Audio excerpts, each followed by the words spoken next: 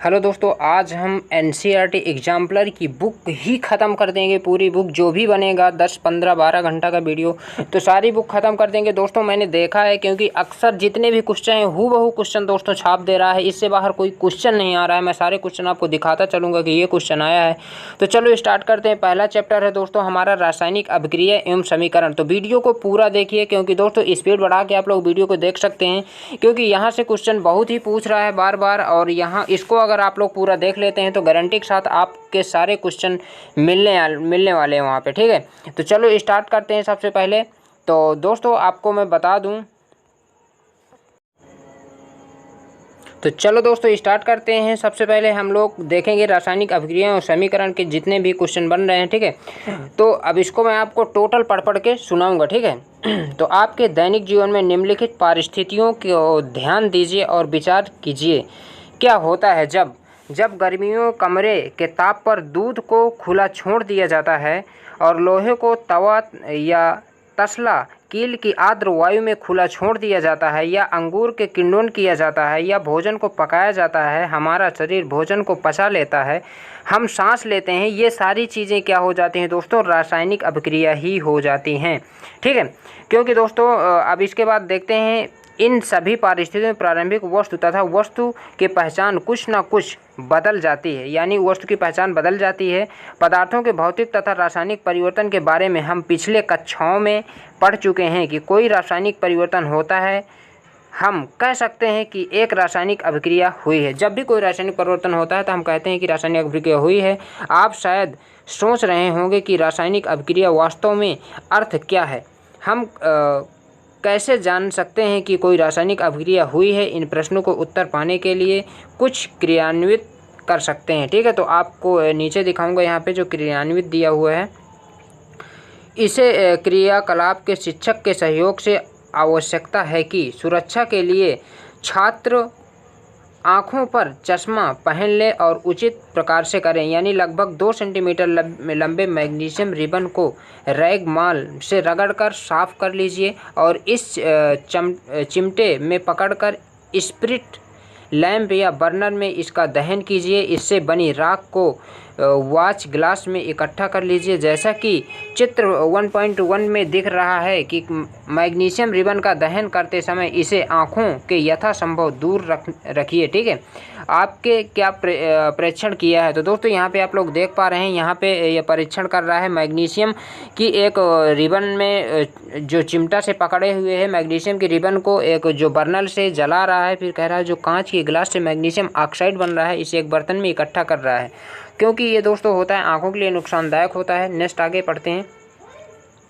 कह रहा है आपने देखा है होगा कि चमकदार श्वेत लौ के साथ मैग्नीशियम रिबन का दहन होता है। कि मैग्नीशियम रिबन का दहन कैसे होता है, ये क्वेश्चन दोस्तों बार बार पूछा गया है कि मैग्नीशियम को जलाने से कैसी लौ बनती है। तो आप लोग यहाँ पे देख पा रहे हैं, आप सर्च कर लीजिए या यूट्यूब में कहीं भी आपको मिल जाएगा। ये क्वेश्चन आया है कि मैग्नीशियम रिबन का दहन होता है तो श्वेत चूर्ण परिवर्तन हो जाता है और मैग्नीशियम ऑक्साइड के रूप में वायु में उपस्थित ऑक्सीजन तथा मैग्नीशियम की जो बीच होने वाली अभिक्रिया के कारण ही होता है। ठीक है, फिर इसके बाद नेक्स्ट है, एक परख नली में लेड सीसा नाइट्रेट के घोल लीजिए और पोटेशियम आयोडाइड के घोल मिला दीजिए। आपने क्या प्रेक्षण किया है? एक शंक्वाकार फ्लास्क या परख नली में कुछ दानेदार जिंक लीजिए और इसके तनु हाइड्रोक्लोरिक अम्ल या सल्फ्यूरिक अम्ल मिला लीजिए और सावधानी अम्ल इस्तेमाल साधारण कीजिए। क्या रास्ते में दानों के आसपास कुछ होता दिखाई दे रहा है? शंक्वाकार फ्लास्क परख नली को स्पर्श कीजिए, इसके तापमान पर कोई परिवर्तन हो रहा है? कह रहा है एक शंक्वाकार फ्लास्क परख नली ले लेना है और उसमें जो जिंक है जिंक को ले लेना है, हाइड्रोक्लोरिक अम्ल सल्फ्यूरिक अम्ल को आपस में मिला देना है, तो उसमें एक ऊष्मा निकलेगी जिससे ऊष्मा छेपी कहते हैं। ठीक है, और उसमें जो एक रवादार ऊपर बन जाएगा जैसे कि यहाँ पे दिखाया गया है। ठीक है, फिर इसके बाद नेक्स्ट है, कह रहा है ऊपर दिए गए क्रियाकलापों के आधार पर कह सकते हैं कि निम्न में किसी भी परीक्षण की सहायता से हम निर्धारण कर सकते हैं एक रासायनिक अभिक्रिया। अवस्था में परिवर्तन, रंग में परिवर्तन, गैस निकाय में उत्सर्जन, तापमान में परिवर्तन। यानी कब कह सकते हैं अगर इतनी चीज़ें अवस्था में परिवर्तन हो रहा है, रंग में परिवर्तन हो रहा है, गैस निकाय उत्सर्जन में परिवर्तन हो रहा है, ताप में परिवर्तन हो रहा है, हम कह सकते हैं कि उसमें रासायनिक अभिक्रिया हुई है। ठीक है, फिर इसके बाद यदि हम अपने आसपास में हो रहे परिवर्तन को देखते हैं और पाते हैं कि हमारे चारों ओर विविध प्रकार के रासायनिक अभिक्रियाएं हो रही हैं, इस अध्ययन के विभिन्न प्रकार की रासायनिक अभिक्रिया को उनके क्रियाकलापों के निरूप में अध्ययन करेंगे। ठीक है। नेक्स्ट क्या है, क्रियाकलापों का समीकरण कह रहा है 1.1 वितरण में जब ऑक्सीजन की उपस्थिति में मैग्नीशियम रिबन का दहन होता है तो मैग्नीशियम ऑक्साइड में परिवर्तन हो जाता है। कह रहा है जब मैग्नीशियम ऑक्सीजन की उपस्थिति में होता है तो मैग्नीशियम ऑक्साइड बना देता है। ठीक, मैग्नीशियम ऑक्साइड में परिवर्तित कर देता है। ये क्वेश्चन दोस्तों आया हुआ क्वेश्चन है। ठीक है।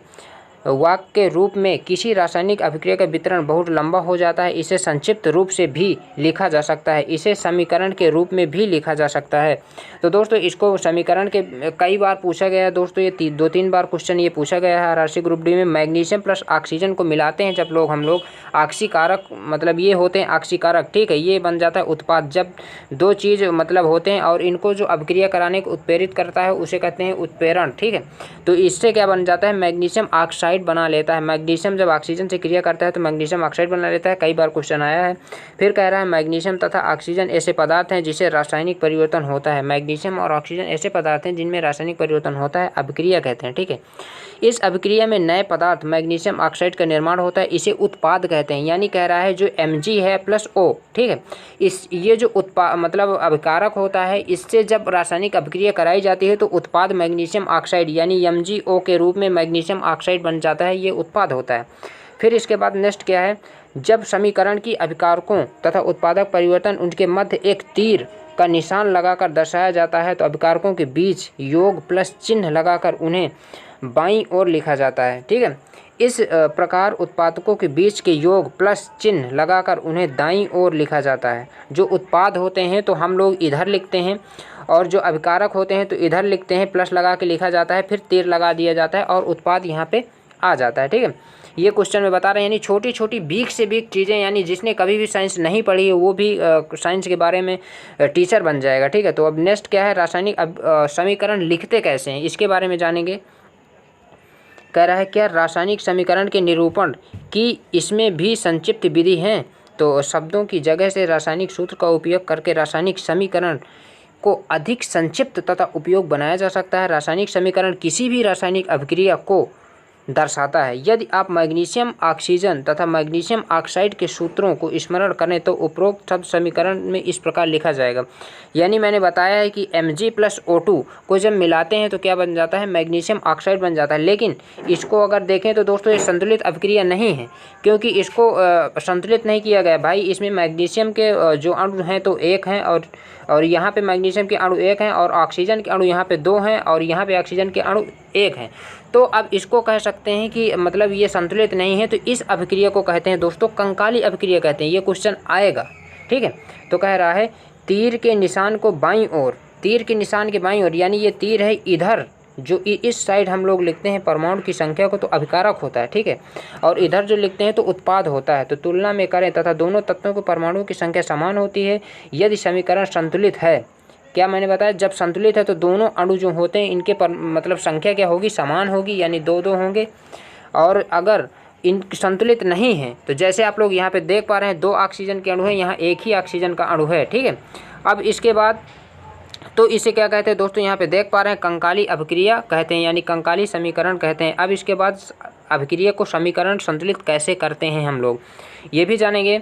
तो कह रहा आपको द्रव्यमान संरक्षण के नियम स्मरण होगा जिसका आपने 9वीं कक्षा में अध्ययन किया है। किसी भी रासायनिक अभिक्रिया के द्रव्यमान का न तो निर्माण होता है और न ही विनाश, अर्थात किसी भी रासायनिक अभिक्रिया के उत्पाद तत्वों को कुल द्रव्यमान अभिक्रिया तत्वों के कुल द्रव्यमान के बराबर होता है, तथा दूसरे शब्दों में रासायनिक अभिक्रिया के पहले तथा उसके पश्चात प्रत्येक तत्व के परमाणु की संख्या समान होती है, इसलिए कंकाली अभिक्रिया कहलाती है। ठीक है, क्या कहते हैं, कंकाली अभिक्रिया वो अभिक्रिया होती है जो संतुलित नहीं होती है तथा संतुलित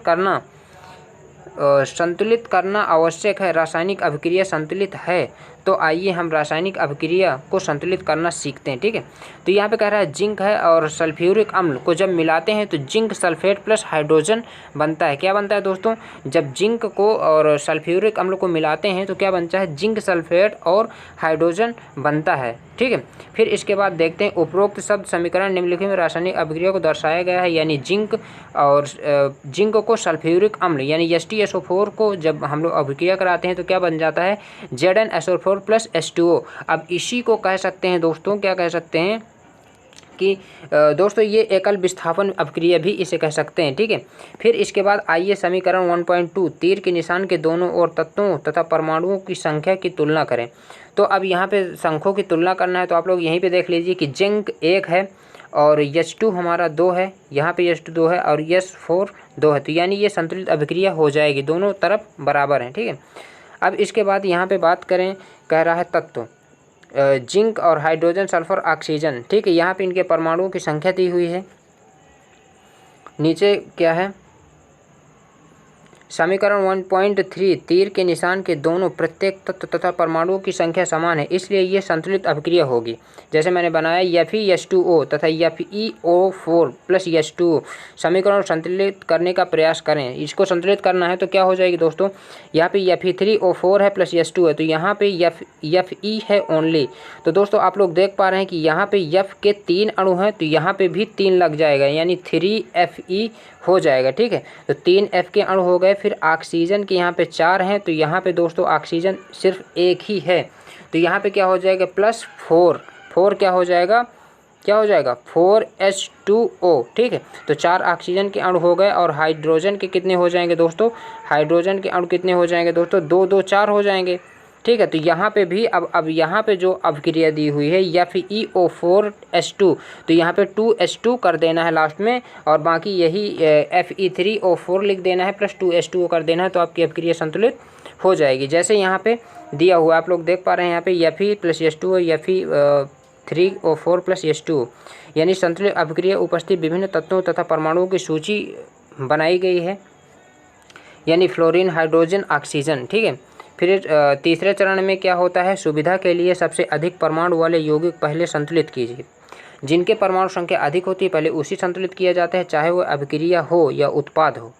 उत्पाद आप लोग जानते हैं कि इधर होती है, तीर के बाद वाली उत्पाद होती है, और अभिकारक इधर होता है जो तीर के पहले होता है। ठीक है, तो अब देखते हैं, कह रहा अभिक्रिया हो तो उत्पाद तथा यौगिक सबसे अधिक परमाणु वाले तत्वों को चुनिए। अधिक परमाणु वालों को पहले चुना जाता है, इसके आधार पर हम Fe3O4 तथा उसके ऑक्सीजन तत्व चुनते हैं, तथा दाईं ओर ऑक्सीजन के 4 परमाणु जबकि बाईं ओर केवल 1 ऑक्सीजन परमाणु को संतुलित करने के लिए। ठीक है, फिर यहाँ पे आप लोग देख पा रहे हैं, जैसे कह रहा है प्रारंभ में H2O है और फिर 4 FeO4, जैसे मैंने आपको बताया वहाँ पीछे की अभिक्रिया में। क्या याद रखना आवश्यक है कि परमाणु की संख्या बराबर करने के लिए अभिक्रिया शामिल तत्वों तथा यौगिक सूत्रों में नहीं बदल सकते हैं। तो ये गाइस हो जाएगा। इसके बाद नेक्स्ट देखते हैं हम लोग, तो नेक्स्ट में देखते हैं कि ऑक्सीजन परमाणु को संतुलित करने के लिए हम 4 गुणांक लगाकर 4H2O लिख सकते हैं, लेकिन H2O4 या H2O4 नहीं। आंशिक रूप से संतुलित समीकरण अब इस प्रकार होगी, कैसी होगी दोस्तों, Fe प्लस 4H2O, जैसे मैंने बताया था, क्योंकि यहाँ पे 4 ऑक्सीजन के अणु हैं तो यहाँ भी 4 ऑक्सीजन के अणु हो जाएंगे, लेकिन 4 दूनी 8 हाइड्रोजन के अणु हो जाएंगे। तो यहाँ पे हाइड्रोजन के अणु तो 2 ही हैं, तो यहाँ पे 4 का मल्टीपल कर दिया जाएगा, तो 4 दूनी 8 ऑक्सीजन के हाइड्रोजन के अणु भी हो जाएंगे। चौथे चरण में कहा है कि Fe प्लस H परमाणु के अब संतुलित नहीं है। इससे किसी भी एक तत्व को चुनकर आगे बढ़ाते हैं जब हम आंशिक रूप से संतुलित समीकरण हाइड्रोजन परमाणु को संतुलित करते हैं। तो क्या होता है, जब हाइड्रोजन तथा परमाणु के बराबर के लिए दाईं ओर हाइड्रोजन तथा अणु की संख्या 4 होगी। जैसे मैंने बताया है कि दोनों तरफ, यानी तीर के इधर वाली और इधर वाली, ठीक है, इधर वाली और इधर वाली दोनों तत्वों के अणुओं की संख्या समान होगी। यानी अगर 2H2O यहाँ है तो यहाँ पे भी 2H2O होना चाहिए, यानी बराबर होंगे तभी रासायनिक अभिक्रिया संतुलित होती है। नहीं, अगर संतुलित नहीं है तो उसे कहते हैं कंकाली अभिक्रिया। ऊपर दिए गए समीकरण की जाँच कीजिए, तीसरा चुन लीजिए जो कि संतुलित। आप पाएंगे कि केवल लौह एक तत्व संतुलित करना शेष है। ठीक है, यानी लोहा को Fe को संतुलित करना शेष है। अब इसके बाद देखते हैं Fe को संतुलित करने के लिए बाईं ओर हम Fe में 3 परमाणु लेते हैं, यानी Fe को संतुलित करने के लिए 3 परमाणु लेते हैं, क्योंकि यहाँ पे Fe 3 है जो मैं पहले ही आपको बता चुका हूँ। ठीक है, तो यहाँ पे 3 हो गए, तो यहाँ पे भी 3 हो गए, Fe 3 है। फिर इसके बाद ऑक्सीजन आप लोग 4 देख पा रहे हैं, तो यहाँ पे भी ऑक्सीजन 4 हो गए, क्योंकि 4 यहाँ पे लगा हुआ है। ठीक है, ऑक्सीजन 1 तो 4 हो जाएंगे। फिर यहाँ पे 4 H2 तो यानी 4 हाइड्रोजन हो जाएगी। अब ये संतुलित अभिक्रिया हो जाएगी। फिर छठवें चरण में क्या सीखना है दोस्तों, अंत में इस संतुलन अभिक्रिया की जांच के लिए समीकरण के दोनों ओर तत्वों के परमाणुओं की संख्या की परिकलना करना है। यानी अब जैसे ही समीकरण हम लोग संतुलित कर देते हैं तो इसके तत्व के जो दोनों तरफ परमाणुओं की संख्या इन्हें हम लोग चेक कर लेते हैं कि सही है कि नहीं है। अब इसके बाद 1.9 में दोनों ओर तत्वों के परमाणुओं की संख्या बराबर है, अतः समीकरण संतुलित है। रासायनिक समीकरण के संतुलित करने के लिए इस विधि को हिंड एंड ट्रायल विधि कहते हैं। क्या कहते हैं दोस्तों, ये क्वेश्चन पूछ लेगा कि जब किसी अभिक्रिया को संतुलित करते हैं, उस संतुलित करने की अभिक्रिया को क्या कहते हैं, तो क्या कहते हैं दोस्तों, हिंड एंड ट्रायल विधि कहते हैं, क्योंकि सबसे छोटी पूर्णांक संख्या के गुणांक को उपयोग करके समीकरण का संतुलन करने का प्रयत्न करते हैं। ठीक है, इसके बाद नेक्स्ट दोस्तों नेक्स्ट चरण में हम लोग देखते हैं, चरण नंबर 7 है यहाँ पे।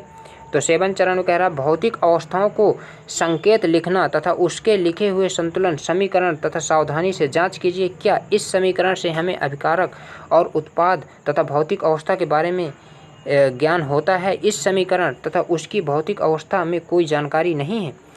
फिर इसके बाद कह रहा है रासायनिक समीकरण को अधिक सूचनापूर्ण बढ़ाने के लिए अभिकारकों तथा उत्पादकों तथा रासायनिक सूत्र के साथ उनकी भौतिक अवस्था को दर्शाया जाता है तथा अभिकारकों तथा उत्पादकों के गैस, द्रव, जलीय और ठोस अवस्था में क्रमशः G तथा AS को दर्शाया जाता है। अभिकारक उत्पादक जब जल के घोल के रूप में उपस्थित होते हैं तब हम इन्हें लिखते हैं। जब हम संतुलित समीकरण इस प्रकार लिखते हैं, यानी 3Fe4H2O से हम तीर लगा हुए है Fe3O4 + 4H2O होता है, ये संतुलित अभिक्रिया हम लोग लिखते हैं। ध्यान दीजिए कि समीकरण 1.10 H2O के साथ चिन्ह का उपयोग किया गया है तथा दर्शाया गया है कि अभिक्रिया का जल की उपयोगिता भाप के रूप में लिखा गया है तथा प्रायः हर रासायनिक समीकरण में भौतिक अवस्था शामिल नहीं किया जाता है। हर रासायनिक अभिक्रिया में भौतिक अभिक्रिया नहीं शामिल किया जाता है जब तक कि आवश्यक न हो। कभी भी अभिक्रिया की परिस्थिति जैसे कि ताप, दाब, उत्प्रेरक आदि को भी तीर के निशान के ऊपर नीचे दर्शाया जाता है, जैसे कि CO + 2H2 यानी 340 ATM में CH3OH हो जाता है। इसके बाद आपका ये है जो कह रहा है CO + 2H2O से अभिक्रिया करवाता है C6 और 12H2O + O। ये दोस्तों कई बार क्वेश्चन पूछा गया है, सेम टू सेम क्वेश्चन कई बार पूछा गया है, न जाने कितने शिफ्टों में पूछा गया है, तो आप लोग इसको देख लीजिए। कह रहा है जो प्रकाश संश्लेषण की अभिक्रिया होती है, कह रहा है 6CO2 + 12H2O। ठीक है, इसको पहले लिखेंगे भाई, कार्बन डाइऑक्साइड हम लोग लेते हैं पेड़ पौधे और पानी, फिर इससे बनाते हैं ग्लूकोज और ऑक्सीजन। ठीक है, और ठीक है, तो इससे हो जाएगा 6CO2 + 12H2O यानी C6H12O6 + 6O2 + 6H2O। और फिर इसके बाद दोस्तों 36 किलो कैलोरी ऊर्जा, ये भी दोस्तों लिखा रहता है। ठीक है, इसी प्रकार आप पुस्तक में दिए गए समीकरण 1.2 को संतुलित करते हैं। अब इसके बाद यहाँ पे दोस्तों क्वेश्चन आ गए हैं। फिर इसके बाद यहाँ पे दिया हुआ है रासायनिक अभिक्रिया के प्रकार। यहाँ पे क्वेश्चन भी थोड़ा सा देख लेते हैं क्या क्या दिया हुआ है। कह रहा है वायु के जलाने से पहले मैग्नीशियम रिबन में साफ़ क्यों किया जाता है। मैग्नीशियम रिबन को साफ़ क्यों किया जाता है वायु में जलाने से पहले। ये दोस्तों आपने ऊपर पढ़ा है यहाँ पे कि मैग्नीशियम रिबन को साफ़ क्यों किया जाता है, यहाँ पे देख लीजिए। ठीक है, आपको दिखा देता हूँ। ये यानी मैग्नीशियम रिबन को साफ़ कर रहा है, तो यहाँ पे आप लोग देखिए कि साफ यहाँ पे देख लीजिए। कह रहा है लगभग 2 सेंटीमीटर मैग्नीशियम रिबन को रेगमाल से रगड़ कर साफ़ कर लीजिए। क्यों साफ़ कर लीजिए, क्योंकि चिमट से पकड़कर स्प्रिट अब साफ़ कर लीजिए। साफ़ करने से क्या होगा, जो उसमें कार्बन वार्बन लगा होता है तो वो छूट जाता है, तो रिएक्शन अच्छी होती है। ठीक है, फिर इसके बाद हम लोग देखते हैं आगे। हाँ, यहाँ पे आ गए हैं।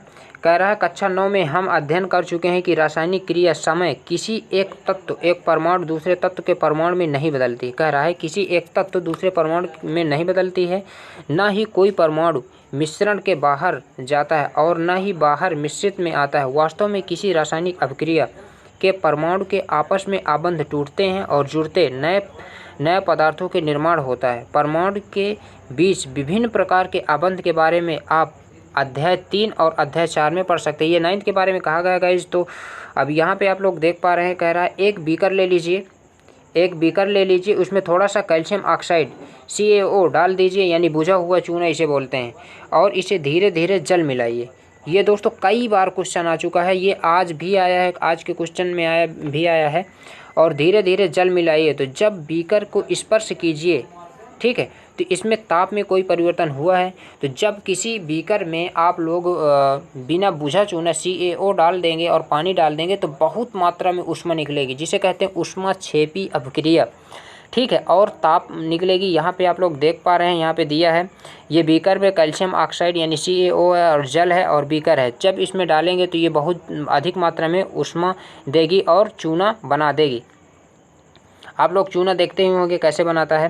कैल्शियम ऑक्साइड जल के साथ तीव्रता से अभिक्रिया करता है और बुझे हुए चूनों को कैल्शियम हाइड्रोक्साइड का निर्माण करके अधिक मात्रा में ऊष्मा उत्पन्न करती है, यानी CaO + H2O। तो CaOH का होल ट्वाइस यानी बुझा हुआ चूना बना देती है। ये दोस्तों रिएक्शन कई बार पूछी गई है, तो आप लोग ये सारी रिएक्शन रट लीजिएगा।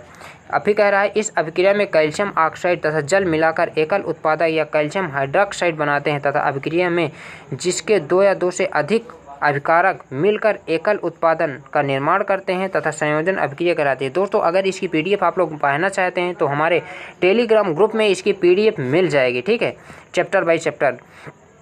पर कह रहा है ऊपर की अभिक्रिया में निर्मित बुझे हुए चूने के विलयन का उपयोग दीवारों के सफ़ेदी करने के लिए किया जाता है, यानी जो बुझा हुआ चूना होता है तो दीवारों में पोतने के लिए भी किया जाता है। कैल्शियम हाइड्रोक्साइड वायु की उपस्थिति में यानी CaH का होल ट्वाइस जो होता है, कैल्शियम हाइड्रोक्साइड वायु की उपस्थिति में कार्बन डाइऑक्साइड के साथ चीनी गति से अभिक्रिया करके, यानी कह रहा है धीमी गति से, जो कैल्शियम हाइड्रोक्साइड वायु की उपस्थिति कार्बन डाइऑक्साइड में जो अभिक्रिया करता है तो धीमे गति से अभिक्रिया करता है और दीवारों पर कैल्शियम कार्बोनेट की एक पतली परत बना देता है, जिसे सफ़ेद करने के लिए 2 दिन बाद कैल्शियम कार्बोनेट का निर्माण होता है, जिससे दीवार पर चमक आ जाती है। और रोचक बात यह है कि संगमरमर का रासायनिक सूत्र CaCO3 ही होता है। तो आप लोग यहाँ पे देख पा रहे हैं कि जब हम लोग जो बुझा हुआ चूना CaOH का होल ट्वाइस का किसी दीवार पे लेपन करते हैं तो तुरंत शाइनिंग नहीं देती है, क्योंकि इसमें होता क्या है दोस्तों, कैल्शियम जो कार्बोनेट का निर्माण बाद में करती है, जैसे ही कैल्शियम कार्बोनेट का निर्माण करती है तो व्हाइट कर देती है और अच्छा दिखने लगता है। और एक रहस्य की बात तो यही है दोस्तों कि संगमरमर का भी सूत्र यही होता है, CaCO3 कैल्शियम कार्बोनेट, ठीक है। अब इसके बाद दोस्तों हमारे यहाँ पे आइए संयोग अभिक्रिया कुछ उदाहरण से चर्चा करें, यानी जो संयोजन अभिक्रिया क्या होती है। संयोजन अभिक्रिया दोस्तों होती है A+B। अब यहाँ पे हो जाएगी AB, यानी वो जुड़ जाएगी, ये होती है संयोजन अभिक्रिया। तो अब हम इसको जानेंगे। यहाँ पे दिया हुआ है कि कार्बन और ऑक्सीजन के 2 अणु जब मिल जाता है तो क्या बना जाता है, CO2। ये कार्बन A हो गया और ऑक्सीजन B हो गया, इससे बन जाता है AB, ठीक है। जैसे मैंने बताया तो ये हो जाएगी संयोजन अभिक्रिया। यहाँ से बहुत क्वेश्चन पूछे गए हैं, आप लोग देख पा रहे हैं, बहुत ही ज़्यादा क्वेश्चन पूछे गए हैं। हर शिफ्ट में 1-2 क्वेश्चन पूछता था यहाँ से। अब इसके बाद दोस्तों कह रहा है हाइड्रोजन और ऑक्सीजन का जल निर्माण, ये भी दोस्तों संयोजन अभिक्रिया हो जाएगी भाई, H2O, ठीक है। तो हाइड्रोजन ऑक्सीजन मिलके पानी बना देगा। और लेकिन यहाँ पे कह रहा है 2 हाइड्रोजन के अणु हैं, यानी 2 दूनी 4 हो जाएंगे, तो यहाँ पे 4 और ऑक्सीजन के अणु 2 हो जाएंगे, ठीक है। तो यहाँ पे संतुलित अभिक्रिया भी हो जाएगी।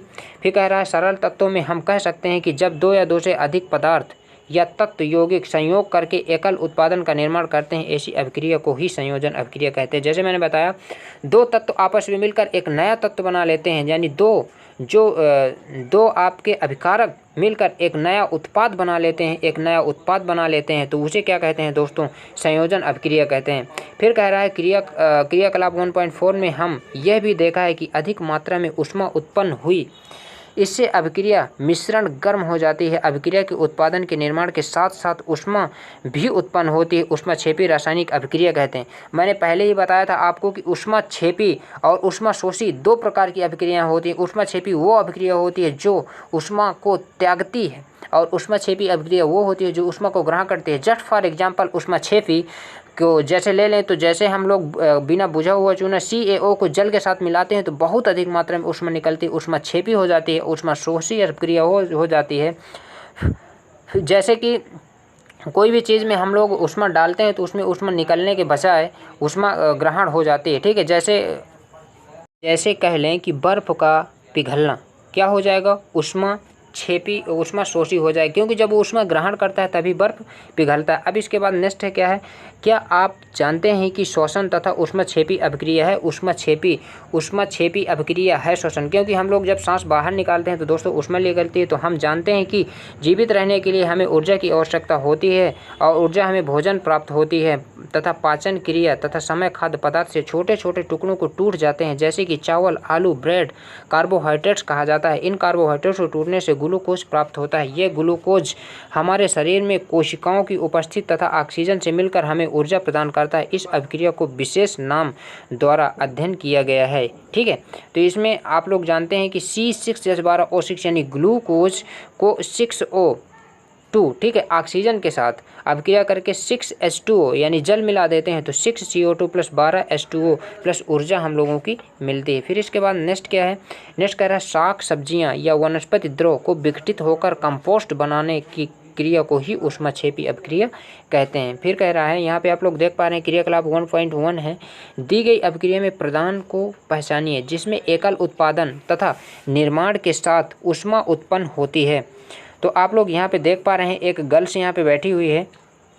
ठीक है, गर्ल्स यहाँ पे बैठी हुई है। तो यहाँ में फेरस सल्फेट क्रिस्टलीय वाली परख नली को गर्म करने से गंध सूंघने से सही विधि क्या। तो इसमें दोस्तों आप लोग देख पा रहे हैं यहाँ पे क्वथन नली प्रेरक सल्फेट क्रिस्टल यानी क्वथन नली जो प्रेरक सल्फेट है और क्वथन नली खुले सिरे से अपने पड़ोसी या अपनी ओर ना करें। जो परख नली होती है तो हमेशा अपनी ओर या अपने पड़ोसी की तरफ न करें, क्योंकि गैस को धीमे से अपनी नाक की ओर मोड़ दीजिए। ठीक है, फिर इसके बाद क्या है, यहाँ पे आप लोग वियोजन देख पा रहे हैं। वियोजन अभिक्रिया क्या होती है यानी अपघटन अभिक्रिया क्या होती है। अपघटन अभिक्रिया क्या होती है, जैसे A हो गया B हो गया, यहाँ से ये बनाएगी A + B बना लेगी, ये क्या हो जाएगी, वियोजित हो जाएगी यानी वियोजन अभिक्रिया हो जाएगी। अब इसके बारे में हम लोग देखेंगे कि एक शुष्क क्वथन नली 2 ग्राम फेरस सल्फेट क्रिस्टल लीजिए और कह रहा है फेरस सल्फेट के क्रिस्टल रन पर ध्यान दीजिए। क्वथन नली के बर्नल तथा स्पिरिट लैंप की ज्वाला पर गर्म कीजिए जैसा कि 1.4 दिखाया गया है। ठीक है, यानी इसमें जैसे कि दिखाया गया है।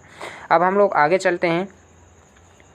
आगे क्या है, क्या आपने ध्यान दीजिए कि फेरस सल्फेट क्रिस्टल के हरे रंग के परावर्तन हुआ है और सल्फर के दहन उत्पन्न उस अभिक्रिया विशिष्ट गंध भी आप सूंघ लीजिए। यह कह रहा है 2FeSO4 यानी जो फेरक सल्फेट है उसको ऊष्मा दीजिए। जैसे ऊष्मा देंगे तो फेरिक ऑक्साइड यानी Fe2O3 + SO2 बना लेगा। ठीक है, तो आप अब इसके बाद नेक्स्ट देखते हैं। दोस्तों यहाँ से बार बार क्वेश्चन पूछे गए हैं। मुझे लग रहा है NCERT जो एग्जाम्पलर है यहाँ से सारे क्वेश्चन आ रहे हैं, एक भी क्वेश्चन बाहर नहीं इससे जा रहा है। तो आप लोग इसको पूरी कवर कर लीजिए, चाहे जैसे भी कवर कीजिए, बढ़ा के आप लोग देख लीजिए, स्पीड बढ़ा के।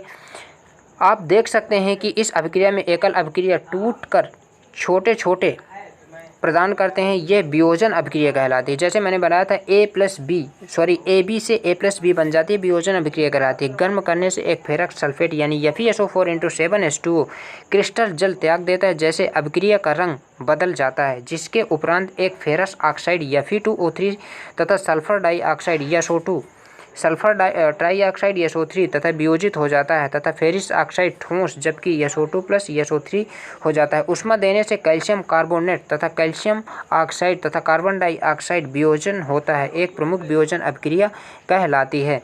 जैसे आप लोगों को मैंने सीधे शब्दों में बता दिया है कि जो AB अभिक्रिया होगी, A से जो A + B बनाएगी यही होती है वियोजन अभिक्रिया। ठीक है, लेकिन आप लोग इसको सुन लीजिए। कैल्शियम ऑक्साइड को चूना या बिना बुझा हुआ चूना कहते हैं। उनके उपयोग से एक उपयोगी सीमेंट का निर्माण होता है ऊष्मा के द्वारा दी गई वियोजन अभिक्रिया। जैसे आप लोग वियोजन अभिक्रिया यहाँ पे देख पा रहे हैं, जैसे मैंने बताया ये AB CaCO 3 क्या हो जाएगी, AB है।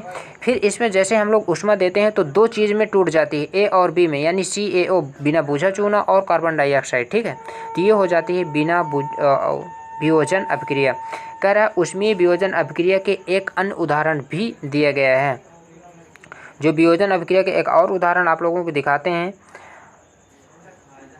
यहाँ पे आप लोग देख पा रहे हैं। ये दोस्तों कई बार पूछे गए हैं क्वेश्चन। PbNO3 को जब ताप दिया जाता, टेम्परेचर दिया जाता है, तो 2PbO यानी जो आपका लेड ऑक्साइड होता है, और 4NO2 यानी नाइट्रस डाई ऑक्साइड में, और O2 ऑक्सीजन में टूट जाता है। आप देखिए कि भूरे रंग का धुआं उत्सर्जित होता है। यह नाइट्रोजन ऑक्साइड NO2 धुआं है। यह अभिक्रिया प्रकार की होती है। अब इसमें ये भी पूछ लेगा कि जो मतलब नाइट्रस ऑक्साइड का धुआं कैसा होता है, तो ये दोस्तों किस कलर का होता है, भूरे कलर का होता है। ऐसे ही क्वेश्चन पूछ रहा है बार बार, क्योंकि उसके पूछने का कोई सिस्टम ही पता नहीं, कहीं से भी कुछ भी उठा के पूछ सकता है, लेकिन वो पूछ रहा है NCERT से ही, बाहर से क्वेश्चन एक भी नहीं आ रहे हैं। अब यहाँ पे कह रहा है एक प्लास्टिक का मग लीजिए, इसकी तली में 2 छिद्र करके उनम रगड़ का डाट लगा दीजिए, और रबड़ का डाट लगा दीजिए। छिद्रों में कार्बन इलेक्ट्रॉन डाल दीजिए, यानी छिद्रों में 2 कार्बन इलेक्ट्रोड डाल दीजिए, और इलेक्ट्रोड को 6 वोल्ट की बैटरी से जोड़ दीजिए, और मग में इतना जल डालिए कि इलेक्ट्रोड डूब जाए, और नली के तन सल्फ्यूरिक अम्ल की कुछ बूंदें डाल दीजिए। कह रहा है, ठीक है, बता रहा हूँ दोस्तों क्या कह रहा है। भरी हुई 2 आंशिक परख नली के दोनों कार्बन इलेक्ट्रोड के ऊपर उलट कर रख दीजिए, और विद्युत धारा प्रवाहित करने से उस उपकरण में थोड़ी देर बाद छोड़ दीजिए, और दोनों इलेक्ट्रॉन आप बुलबुले बनते हुए देखेंगे, और बुलबुले आंशिक नली के जल विस्थापन कर देगा, और यह दोनों परख नली में एकत्रित गैस का आयतन समान होगा। और कह रहा है जब दोनों परख नलियों में गैस भरे जाएं तब उन्हें सावधानीपूर्वक हटा लीजिए। क्या आप जलती हुई मोमबत्ती दोनों परख नली के मुंह के ऊपर लाकर गैस की जांच कीजिए, और इस चरण के शिक्षक द्वारा सावधानीपूर्वक कीजिए। दोनों स्थितियों में क्या होगा तथा दोनों परख नली में कौन सी गैस उपस्थित होगी। इसमें कह रहा है एक परख नली लीजिए और एक परख नली लीजिए, और उसमें दोस्तों आपको क्या करना है, उसमें दोस्तों 2 छड़े ले लेना है, एक एनोड और एक कैथोड। अब एनोड क्या होती है दोस्तों, हमेशा धनायन होती है, और कैथोड होती है ऋणायन होती है, ठीक है, ये भी याद करना है। और उसमें इतना एक जग में पानी डालना है कि मतलब वो जो कैथोड एनोड की वो छड़े हैं वो डूब जाएं, और परख नली में ग्रेफाइट की राड होनी चाहिए, और उसमें जो यहाँ पे नीचे रबड़ लगा देना है कि रसे न जो पानी है, और ऑक्सीजन परख नली, और यहाँ पे हाइड्रोजन, यानी 2 में जब जैसे ही आप लोग टेम्परेचर देंगे, हल्का सा टेम्परेचर देंगे और उसमें धारा प्रवाहित करेंगे, 6 वोल्ट की बैटरी लगा के धारा प्रवाहित करेंगे, तो दोनों में से गैसेज चेंज हो जाएंगी। एक में ऑक्सीजन हो जाएगी, एक में हाइड्रोजन आ जाएगी। इसको चेक करने के लिए एक मोमबत्ती लाएंगे, मोमबत्ती को जब उसमें रखेंगे, इंटर करेंगे, तो अगर जिसमें ऑक्सीजन है तो जलेगी मोमबत्ती, और जिसमें हाइड्रोजन है तो ऑटोमेटिक बुझ जाएगी। इसके बाद सूर्य का प्रकाश। अब कह रहा है चलना या डिश सिल्वर क्लोराइड। अब कह रहा है चाइना डिश या 2G सिल्वर क्लोराइड लीजिए, और इसका रंग क्या है। इस चाइना डिश को थोड़ी देर के लिए सूर्य के प्रकाश में रख दीजिए, और थोड़ी देर पश्चात सिल्वर क्लोराइड को रंग दीजिए। फिर इसके बाद दोस्तों यहाँ पे आप लोग देख पा रहे हैं कि नेक्स्ट है कि आप देखेंगे कि सूर्य के प्रकाश में श्वेत रंग का सिल्वर क्लोराइड धूसर रंग का हो जाता है। यानी कह रहा है जो श्वेत रंग का सिल्वर क्लोराइड है तो वो धूसर यानी उसका कलर चेंज हो जाता है धूप में रखने से। इस प्रकार की उपस्थिति में सिल्वर क्लोराइड का सिल्वर क्लोरीन विलायक के कारण ऐसा होता है। यानी AgCl का सूर्य का प्रकाश जब होता है तो Ag+Cl2 हो जाता है। अब कह रहा है सिल्वर ब्रोमाइड भी इसी प्रकार होता है, सिल्वर ब्रोमाइड भी ऐसे ही होता है। ये दोस्तों कई बार क्वेश्चन पूछा, आज भी आया है क्वेश्चन 2AgBr सिल्वर ब्रोमाइड का क्वेश्चन आया। जब प्रकाश की क्रिया करवाते हैं तो क्या हो जाता है 2GBr2, यानी क्या हो जाता है 2GBr2 सिल्वर ब्रोमाइड बन जाता है। ऊपर दी गई अभिक्रिया का उपयोग करके श्वेत फोटोग्राफी में किया जाता है। इस प्रकार ऊर्जा के कारण वियोजन अभिक्रिया कहलाती है। अब इसके बाद नेक्स्ट है, हमने देखा है कि वियोजन अभिक्रिया के अभिकारक तोड़ने के लिए ऊष्मा या प्रकाश विद्युत ऊर्जा की आवश्यकता होती है। जिन अभिक्रिया में ऊर्जा अवशोषित होके उन्हें ऊष्माक्षेपी या अभिक्रिया कहते हैं। फिर इसके बाद कह रहा है निम्नलिखित में से क्रियाकलाप दिया हुआ है। अब इसके बाद प्रश्न दिए हुए हैं, ठीक है। अब यहाँ पे देखेंगे विस्थापन अभिक्रिया क्या होती है। विस्थापन अभिक्रिया के जाने में कई बार क्वेश्चन पूछा गया। लोहे की 3 कील लीजिए, लोहे की 3 कील लीजिए, उन्हें रेगमाल से रगड़कर साफ कर लीजिए। फिर कह रहा है ए और बी चिन्हित हों और परख नली लीजिए, प्रत्येक परख नली में 10 ml कॉपर सल्फेट लीजिए। यानी कह रहा है 3 कील लीजिए, 3 कील में से एक परख नली में कॉपर सल्फेट का विलयन लीजिए। 2 कीलों को धागे से बांधकर सावधानी पूर्वक किसमें, कॉपर सल्फेट में, CuSO4 में, ठीक है। कॉपर सल्फेट में 2 कीलों को धागे से बांधकर सावधानीपूर्वक परख नली के कॉपर में सल्फेट में विलयन में लगातार 20 मिनट तक डुबो कर रखिए और तुलना करने के लिए एक कील को अलग रखिए। तुलना करने के लिए कील को अलग रखिए और 20 मिनट पश्चात दोनों कीलों को कॉपर सल्फेट के विलयन से बाहर निकाल लीजिए और परख नली AB में कॉपर सल्फेट विलयन के नीले रंग की तीव्रता की तुलना कीजिए, नीले रंग से तुलना कीजिए और कॉपर सल्फेट के विलयन में डूबी कीलों के रंग की तुलना बाहर रखी गई कील से कीजिए। यानी कह रहा है कि जो अगर एक आपको कॉपर सल्फेट ले लेना है, कॉपर सल्फेट में 3 कीलों को 2 कीलों को डाल देना है और डालने के बाद थोड़ी देर 20 मिनट तक डाल के रखना है, इसके बाद निकाल लेना है और उसका ऑटोमेटिक कलर चेंज हो जाएगा, यानी वो विस्थापित हो जाएगी। अब इसके बाद दोस्तों आप लोग यहाँ पे देख पा रहे हैं, कह रहा है 2 कील यहाँ पे लिए हुए, लोहे की कील और कॉपर सल्फेट के विलयन के बाहर निकाली गई लोहे की कील। यानी जो बाहर निकाली गई लोहे की कील आप लोग देख पा रहे हैं, इसका पूरा कलर चेंज हो गया है और ये पहले वाली कील है। तो परख नली स्टैंड है, अभिक्रिया और मिश्रण है, यहाँ पे देख पा रहे हैं। यहाँ पे दोस्तों एनसीईआरटी इतनी अच्छी है कि इसमें सारी चीज़ें बताए हुए कोई भी अभिक्रिया कर सकता है। लोहे की कील का रंग भूरा क्यों हो गया, कॉपर सल्फेट के विलयन का नीला रंग मशीन क्यों पड़ गया। यानी कह रहा है जो कॉपर सल्फेट था इसका नीला रंग क्यों हो गया और जो लोहे की कील थी, ठीक है, इसका कलर क्यों चेंज हो गया। तो कह रहा है FeCuS4 यानी फेरस और प्लस कॉपर सल्फेट की जब क्रिया होती है तो FeSO4 यानी क्या बन जाता है दोस्तों, फेरस यानी आयरन सल्फेट, ठीक है। हमेशा क्या होता है ये दोस्तों भी आ चुका है क्वेश्चन, CuSO4 का जब क्रिया कर जाते हैं तो FeSO4 प्लस Cu बन जाता है, ठीक है। इस अभिक्रिया से दोस्तों इसे याद कर लेना है, आपको नोट कर लेना है, ठीक है। इस अभिक्रिया से लोहे के दूसरे तत्व में कॉपर सल्फेट के विलयन को विस्थापित कर दिया जाता है। यानी इस लोहे से क्या कह रहा है, जो कॉपर सल्फेट के विलयन को विस्थापित कर दिया जाता है, इस अभिक्रिया के विस्थापन अभिक्रिया कहते हैं। यानी कह रहा है कैसे विस्थापित कर दिया जाता है, यानी जो कॉपर है, कॉपर को विस्थापित करके Fe पहले आ जाता है, क्योंकि Fe जो होता है तो अधिक क्रियाशील होता है। इसकी दोस्तों मैट्रिक आपको बता दूंगा। काका ने बापू से मांगी जमीन करोड़ों रुपया, लोहे की सीढ़ियों को नीचे से पुतवाओ कॉपर चांदी, ठीक है, ये ट्रिक है इसकी, तो मैं आपको बता दूंगा।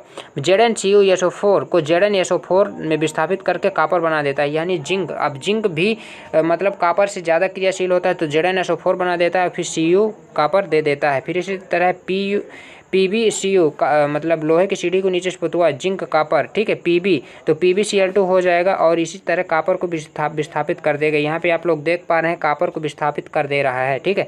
जिंक लेड कॉपर सापेक्ष अधिक क्रियाशील तत्व जो कॉपर तथा उसकी यौगिक को विस्थापित कर देता है, ये विस्थापन अभिक्रिया हो जाती है। विस्थापन अभिक्रिया आपको मैंने बताया, जैसे AB को A+B में विस्थापित कर दिया, ये दोस्तों एकल विस्थापन है, डबल विस्थापन भी होती है, वो भी जानेंगे। तो इसके बाद देखते हैं, आप देखेंगे कि श्वेत रंग के एक पदार्थ के निर्माण होता है जो जल की अभिलेय तथा अभिलेय पदार्थ की अपेक्षा करते हैं तथा अभिक्रिया अवक्षेप का निर्माण होता है, उसे अवक्षेपण अभिक्रिया कहते हैं। फिर इसके बाद हुआ है NO2SO4 BaCl2 तथा BaSO4 2NaCl। कह रहा है जो सोडियम सल्फेट और बोरियम सल्फेट तथा बेरियम सल्फेट तथा सोडियम क्लोराइड, ऐसे क्यों होता है जब बेरियम और सोडियम अभिक्रिया BaSO4 की अवक्षेप का निर्माण होता है और एक अन्य उत्पादन सोडियम क्लोराइड का भी निर्माण होता है, विलयन हो रहा है तथा अभिक्रिया जैसे अभिक्रिया के बीच आयनों का आदान प्रदान होता है, जिसे विस्थापन अभिक्रिया कहती है। यानी कह रहा है इधर वाला इधर पहुंच जाएगा और इधर वाला इधर पहुंच जाएगा, इसी को कहते हैं विस्थापन अभिक्रिया। अब दोस्तों इसके बाद उपचयन या अपचयन बहुत ही बार क्वेश्चन पूछा गया, मुझे लग रहा है हर शिफ्ट में उपचयन अपचयन से पूछा गया। तो दोस्तों जो उपचयन होता है इसी को कहते हैं ऑक्सीकरण। इसमें मतलब ऑक्सीजन को ग्रहण करता है, हाइड्रोजन को त्यागता है, यानी और फ्लोरीन ब्रोमीन आयोडीन जैसे तत्वों को भी मतलब ग्रहण करता है, ये होता है दोस्तों उपचयन यानी ऑक्सीकरण। और जो अपचयन होता है तो ये हो जाता है ऑक्सीजन को दोस्तों त्यागेगा और हाइड्रोजन को ग्रहण करेगा, ठीक है। आप लोग एक बार और सुन लीजिए, जो आपका उपचयन होता है, तो उपचयन क्या होता है, ऑक्सीजन को ग्रहण करता है और हाइड्रोजन को त्यागता है। और दोस्तों अपचयन क्या होता है, ऑक्सीजन को क्या करता है दोस्तों, क्या करता है, ऑक्सीजन को त्यागता है और हाइड्रोजन को ग्रहण करता है। ये दोस्तों इसका नियम होता है। अब इसके बाद हम दोते हैं कापर। कापर चूर्ण की सतह में कापर ऑक्साइड तथा काली परत चढ़ जाती है। यानी कापर को जब ऑक्सीजन की उपस्थिति में रखा जाता है तो कापर ऑक्साइड यानी काली परत चढ़ जाती है। और काला पदार्थ क्यों बन जाता है, क्योंकि कापर ऑक्साइड कापर ऑक्सीजन के योग से होता है Cu+O, तो क्या होता है, Cu कापर ऑक्साइड बन जाता है। ये गर्म पदार्थ CuO तथा ऊपर हाइड्रोजन गैस प्रभावित की जाती है और सतह में काली परत भूरे रंग की हो जाती है, क्योंकि इस स्थिति में विपरीत अभिक्रिया संपन्न होती है। तो Cu+2 Cu+H2O बना देता है। फिर इसके बाद कह रहा है अभिक्रिया के समय जब किसी पदार्थ ऑक्सीजन की वृद्धि होती है तो कहते हैं कि अपचयन हुआ है। जब मैंने बताया जब ऑक्सीजन की वृद्धि हो जाती है तो क्या कहते हैं, उसे उपचयन हुआ। क्या कहेंगे दोस्तों, उपचयन हुआ है। जब ऑक्सीजन हट जाएगा तो उसे क्या कहेंगे, अपचयन कहेंगे। हाइड्रोजन हटने को भी उपचयन कहते हैं। ठीक है, इसके पदार्थ में ऑक्सीजन का ह्रास होता है, इसे हम अपचयन कहते हैं। अगर ऑक्सीजन का आप लोग यानी कहते हैं, जो अपचयन होता है एक होता है उपचयन। ठीक है, उपचयन को ऑक्सीकरण कहते हैं। इसमें ऑक्सीजन को जुड़ता है, ठीक, ऑक्सीजन जोड़ता है और हाइड्रोजन त्यागता है। इसमें ऑक्सीजन त्यागता है और हाइड्रोजन जोड़ता है। जस्ट फॉर मतलब अपोजिट है। ठीक है, अब इसके बाद दोस्तों क्या है, इस अभिक्रिया में 1.29 कापर तथा ऑक्साइड तथा ऑक्सीजन का ह्रास हो रहा है तथा इसलिए अपचयित हुआ है, तथा हाइड्रोजन ऑक्साइड की वृद्धि हो रही है, इसलिए इसे कहेंगे कि उपचयित हुआ है। ठीक है, अभिक्रिया में एक अभिक्रिया अपचयित तथा दूसरा अभिक्रिया अपचयित होता है। इस अभिक्रिया को अपचयन तथा उपचयन अभिक्रिया कहते हैं। अब यहाँ पे आप लोग समझ सकते हैं बड़ी आसानी से। यहाँ पे दी हुई अभिक्रिया यानी CuO+H2O यानी CuH2O यानी यहाँ से आपका कापर। ठीक है, फिर यहाँ पे कह रहा है जो हाइड्रोजन है उपचयन यानी हाइड्रोजन 2O। फिर इसके बाद हाइड्रोजन में ऑक्सीजन जुड़ गया है तो क्या हो जाएगा, उपचयन हो जाएगा। जैसे मैंने बताया हाइड्रोजन ऑक्सीजन का जुड़ना हाइड्रोजन का हटना उपचयन होता है, और अपचयन क्या होता है, ऑक्सीजन का हटना हाइड्रोजन का जुड़ना। ठीक है, अब यहाँ पे आप लोग देख पा रहे हैं कापर। ठीक है, तो कापर में अपचयन यानी ऑक्सीजन हट रहा है। यहाँ पे ऑक्सीजन है और यहाँ पे खाली कापर बचा है, तो ऑक्सीजन हट गया तो क्या हो जाएगा, अपचयन। रेडॉक्स अभिक्रिया में कुछ अन्य उदाहरण भी हैं। रेडॉक्स अभिक्रिया क्या होती है, ये भी बहुत बार पूछा गया है। रेडॉक्स अभिक्रिया से तो कह रहा है ZnO+ कापर, तो क्या बन जाएगा, ZnO। जब ZnO को कार्बन से अभिक्रिया करेंगे तो ZnCO जिंक कार्बन मोनोऑक्साइड बना देगा। फिर मैग्नीशियम O को 4NCl तथा MnCl2+2H2Cl2 बना देगा। अभिक्रिया में 1.31 कार्बन अपचयित होकर CO कार्बन कह रहा है अपचयित हो जाता है, और CO ZnO में अपचयित होकर Zn बना लेता है। अभिक्रिया 1.32 HCl Cl2 उपचयित होकर MnO3 MnO2 तथा MnCl2 अपचयित हुआ है। ठीक है, अब इसके बाद दोस्तों कह रहा है ऊपर के उदाहरण के आधार पर हम कह सकते हैं कि यदि किसी अभिक्रिया में पदार्थ अपचयन तब होता है जब उसके ऑक्सीजन में वृद्धि हो रही हो। मैंने बताया था उपचयन में ऑक्सीजन की वृद्धि होती है और अपचयन जो होता है ऑक्सीजन का ह्रास होता है। ठीक है, वही चीज़ दिया हुआ है यहाँ पे। क्या आपके दैनिक जीवन में अपचयन की अभिक्रिया के प्रभावों को देखा गया है? आपके आवश्यक देखा होगा कि लोहे की बनी एक वस्तुएं चमकीली होती हैं। लोहे की बनी की कुछ वस्तुएं जो क्या होती हैं, चमकीली होती हैं, लेकिन कुछ समय पश्चात उन पर लालिमा युक्त भूरे रंग का परत चढ़ जाता है। प्रायः इस अभिक्रिया को लोहे पर जंग लगना कहते हैं। कुछ अन्य धातुओं भी ऐसा ही परिवर्तन होता है तथा इसे चांदी तांबे पे चढ़ने वाले परत पर ध्यान दिया होगा। अगर आपने ध्यान दिया होगा तो कोई धातु आपके आसपास अम्ल आर्द्रता आदि संपर्क में आती है तो संक्षिप्त हो जाती है। आपने देखा है दोस्तों कि जो लोहा होता है, लोहा कुछ दिनों के बाद उसमें एक लाल लाल परत चढ़ जाती है, यानी ऑक्सीजन की उपस्थिति में ऑक्सीजन को ग्रहण करता है तो क्या हो जाता है, उपचयन होता है उसमें। और आपने चांदी भी देता है तो चांदी अभी सल्फर से अगर अभिक्रिया थोड़ा बहुत हवा में मिल गई तो जिंक ऑक्साइड बना लेता है तो वो भी काली पड़ जाती है। इसीलिए कहते हैं कि ये हमारे दैनिक जीवन में चलती है। फिर इसके बाद है इस प्रक्रिया के संक्षारण कहते हैं तथा चांदी के ऊपर काली परत, तांबे के ऊपर हरी परत है। अब ये याद करना है, तांबे के ऊपर पूछा था कि किसमें हरी परत होती है, तो तांबे के ऊपर हरी परत होती है और चांदी के ऊपर दोस्तों काली परत होती है। ठीक है, चढ़ाना के उदाहरण संचारण के कारण कार के ढाले पुल, लोहे के रेनीलाल, जहाज के धातु विश्लेषण, लोहे की बनी वस्तुएं, लोहे की क्षति होती है तथा लोहे के संचारण में गंभीर समस्या, क्षतिग्रस्त लोहे के बदलने में हर वर्ष अधिक पैसा खर्च होता है। अध्याय 3 में आपके संचारण के बारे में अधिक जानकारी मिलेगी, यानी लेक्चर 3 में दोस्तों आपको इसके बारे में पूर्ण रूप से जानकारी मिलेगी। अब इसके बाद दोस्तों यहाँ पे है उपयुक्त अथवा तैलीय खाद्य पदार्थों में जल लंबे समय तक रखा जाता है तब उसका स्वाद गंध कैसी हो जाती है। उपचयित होने पर तेल एवं वसा विकृत गंधी हो जाती है तथा उसके स्वाद तथा गंध के बदल जाता है। प्रायः तैलीय तथा वसायुक्त खाद्य सामग्री उपचयन तथा रोकने वाले पदार्थ तथा प्रतिऑक्सीकारक मिलाए जाते हैं। वायुकोष बर्तनों की खाद्य सामग्री मिलने से अपचयन गति धीमी हो जाती है। तथा क्या आप जानते हैं कि चिप्स बनाने वाले चिप्स की थैली में ऑक्सीजन के हटाकर उसमें नाइट्रोजन गैस भरी जाती है क्योंकि ये अक्रिय गैस होती है और क्रिया नहीं करती। तो दोस्तों ये हम लोगों का चैप्टर था, आप लोग देख पा रहे हैं। ये आज हमने मतलब ये इस वीडियो में रासायनिक अभिक्रिया एवं समीकरण से संबंधित इस सारे जितने भी क्वेश्चन बन रहे थे तो हमने ख़त्म किए हैं। तो आप लोगों को कैसा लगा, फिर इसके बाद दूसरा चैप्टर आप लोग हम ही इसी वीडियो में देखेंगे। तो दोस्तों अब देखेंगे दूसरा चैप्टर जो हम लोगों का है अम्ल, क्षारक एवं लवण। इससे रिलेटेड चैप्टर है तो इसके बारे में जानेंगे क्या है इसमें डिटेल्स। और दोस्तों यहाँ से भी बहुत सारे क्वेश्चन पूछे गए हैं, हम लोग इसको भी कवर करेंगे। चाहे जितना लंबा वीडियो हो जाए दोस्तों, हमको देखना है सारे मतलब ख़त्म कर देना है इसी वीडियो में, एक ही वीडियो में। तो अब देखते हैं यहाँ पे कि पने पिछले कक्षाओं में अध्ययन कर लिया है कि भोजन का खट्टा एवं कड़वा स्वाद भोजन के विद्यमान क्रमशः अम्ल एवं क्षारक के कारण ही होता है।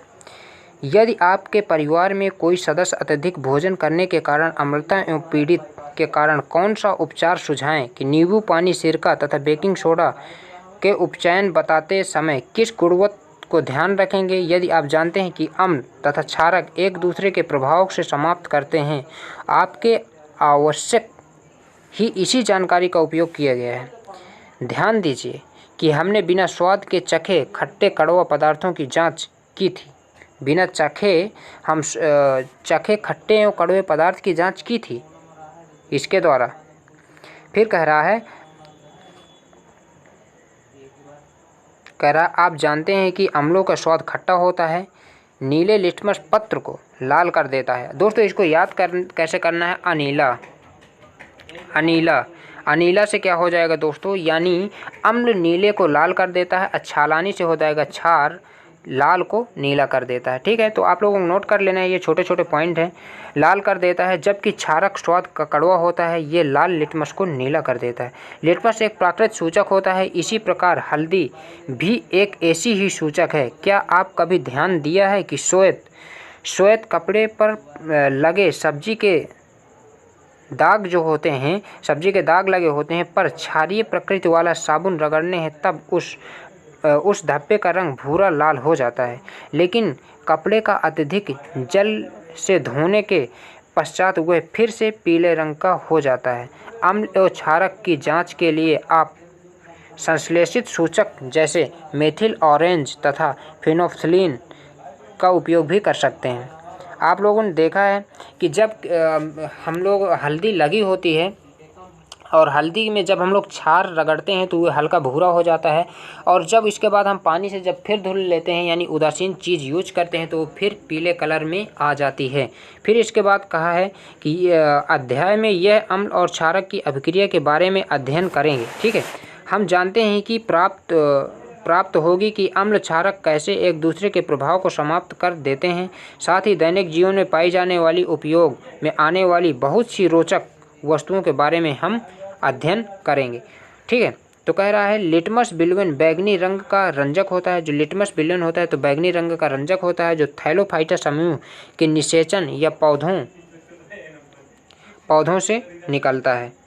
प्रायः इसे सूचक की तरह उपयोग किया जाता है। लिटमस बिलियन जब ना तो अम्लीय होता है और ना ही क्षारीय होता है। जब बैगनी रंग का होता है तो बहुत सारे प्राकृतिक पदार्थ जैसे लाल पत्ता गोभी, हल्दी तथा हाइड्रेंजिया तथा पेटूनिया तथा जेरानियम जैसे कई फूलों, रंगीन पंखुड़ियों किसी बिलियन के अम्ल तथा क्षारक की उपस्थिति को सूचित करते हैं। इन्हें अम्ल क्षारक सूचक, कभी कभी केवल सूचक भी कहते हैं।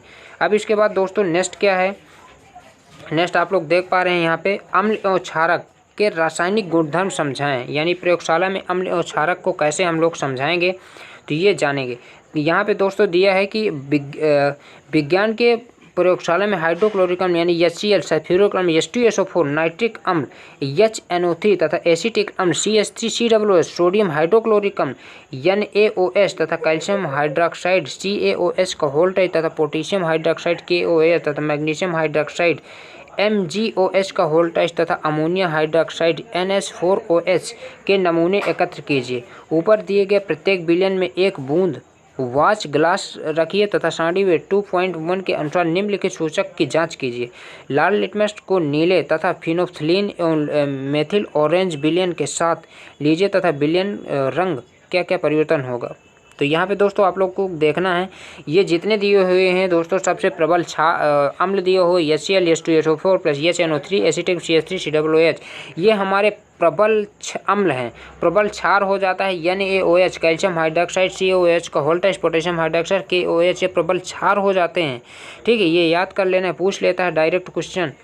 अब इसके बाद दोस्तों क्या है, रंग में परिवर्तन के द्वारा यह सूचना हमें बताती है कि कोई पदार्थ अम्ल या क्षारक कुछ ऐसे पदार्थ में होते हैं जिनके गंध अम्लीय तथा क्षारीय माध्यम में बदल जाती है, इसे गंधीय सूचक कहते हैं। आइए इससे कुछ सूचक के बारे में जानते हैं। क्रियाकलाप 2.2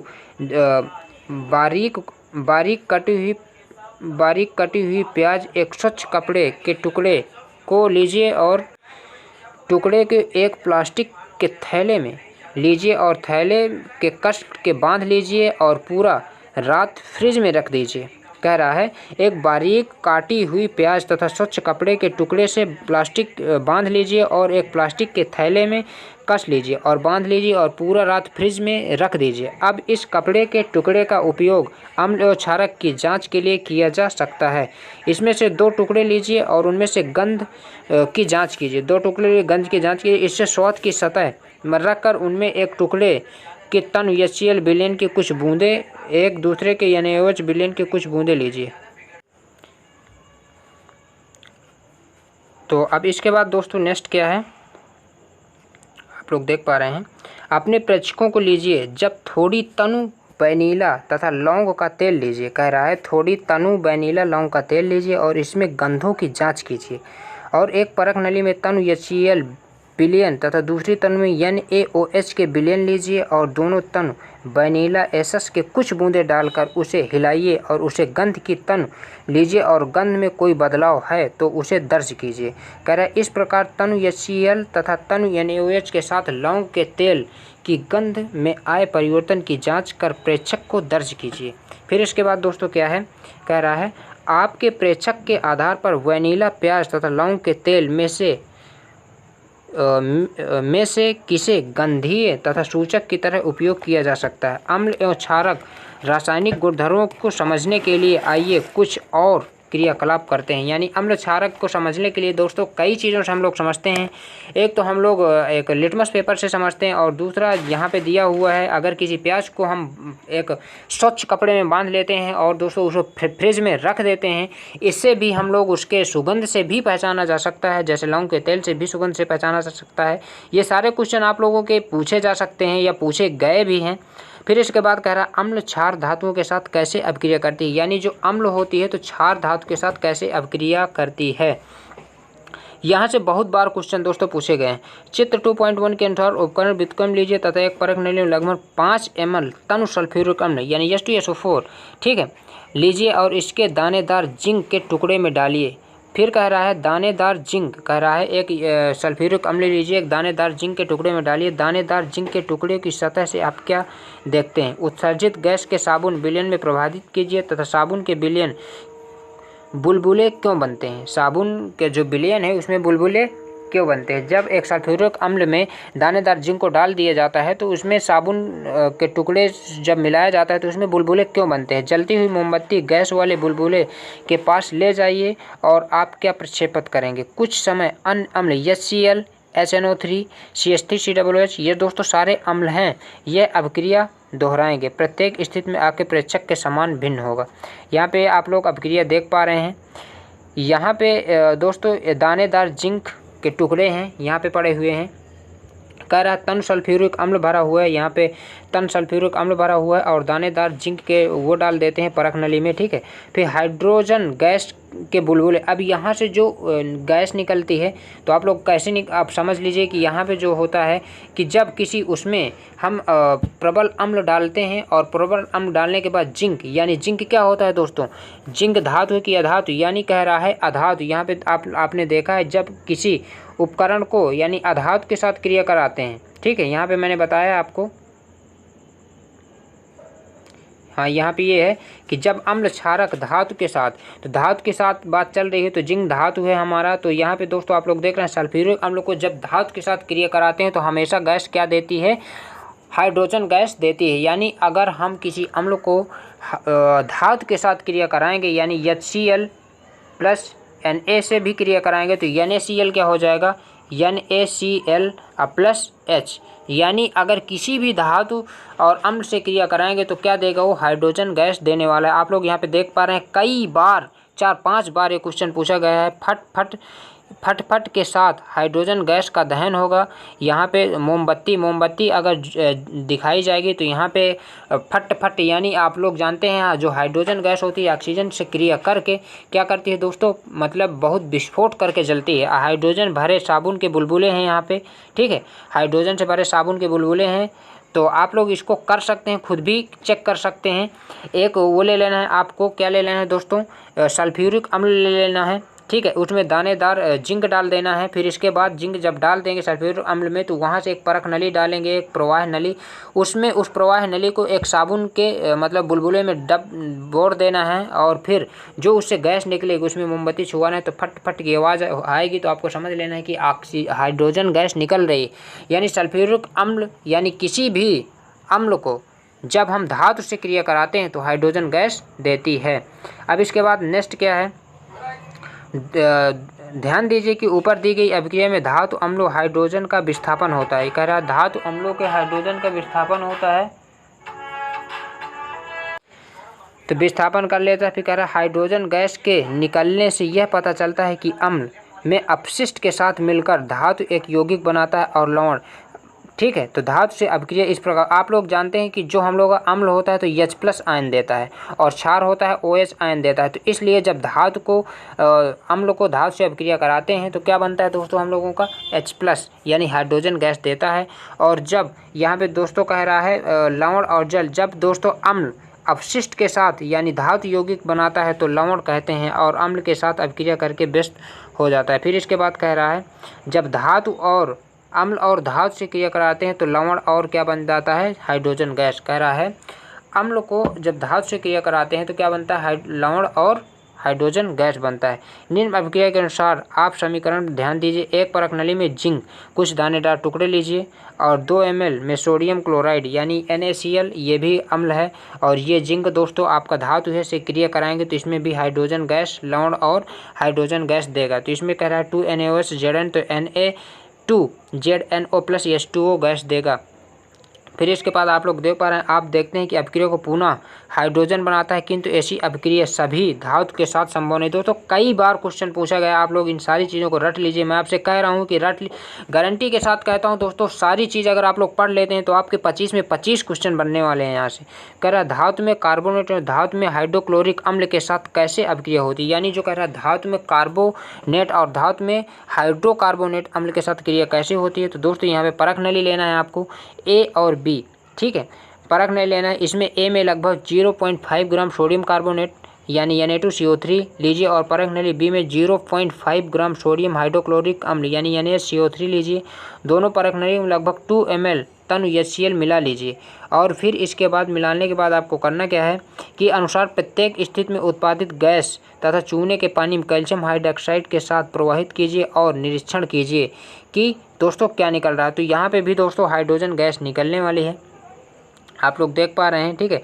तो ये सारी चीज़ आप लोग करना चाहते हैं भी तो कर भी सकते हैं, क्योंकि इतने आसान तरीके से इसमें समझाए हुए हैं। फिर Na2CO3 को 2HCl यानी Na2CO3 जो सोडियम कार्बोनेट है, जब HCl यानी हाइड्रोक्लोरिक अम्ल के साथ अभिक्रिया कराएंगे तो NaCl प्लस H2O और CO2 गैस देगा। इसी प्रकार परख नली बी में NaCO3 तो HCl से अभिक्रिया जब करेगी तो NaCl प्लस H2O बना देगी। फिर इसके बाद नेक्स्ट क्या है, कह रहा है उत्पादित कार्बन डाइऑक्साइड गैस के चूने में पानी कह रहा है उत्पादित कार्बन डाइऑक्साइड गैस को चूने के पानी में प्रवाहित करने पर CaOH का वोल्टेज प्लस CO2 जब कह रहा है पानी चूने का पानी CaOH का वोल्टेज बुझा हुआ चूना प्लस CO2 से अभिक्रिया कराते हैं कार्बन डाइऑक्साइड, तो क्या बनता है दोस्तों CaCO3 कैल्शियम कार्बोनेट, क्या बनता है कैल्शियम कार्बोनेट बनता है, और दोस्तों H2O जल बन जाता है।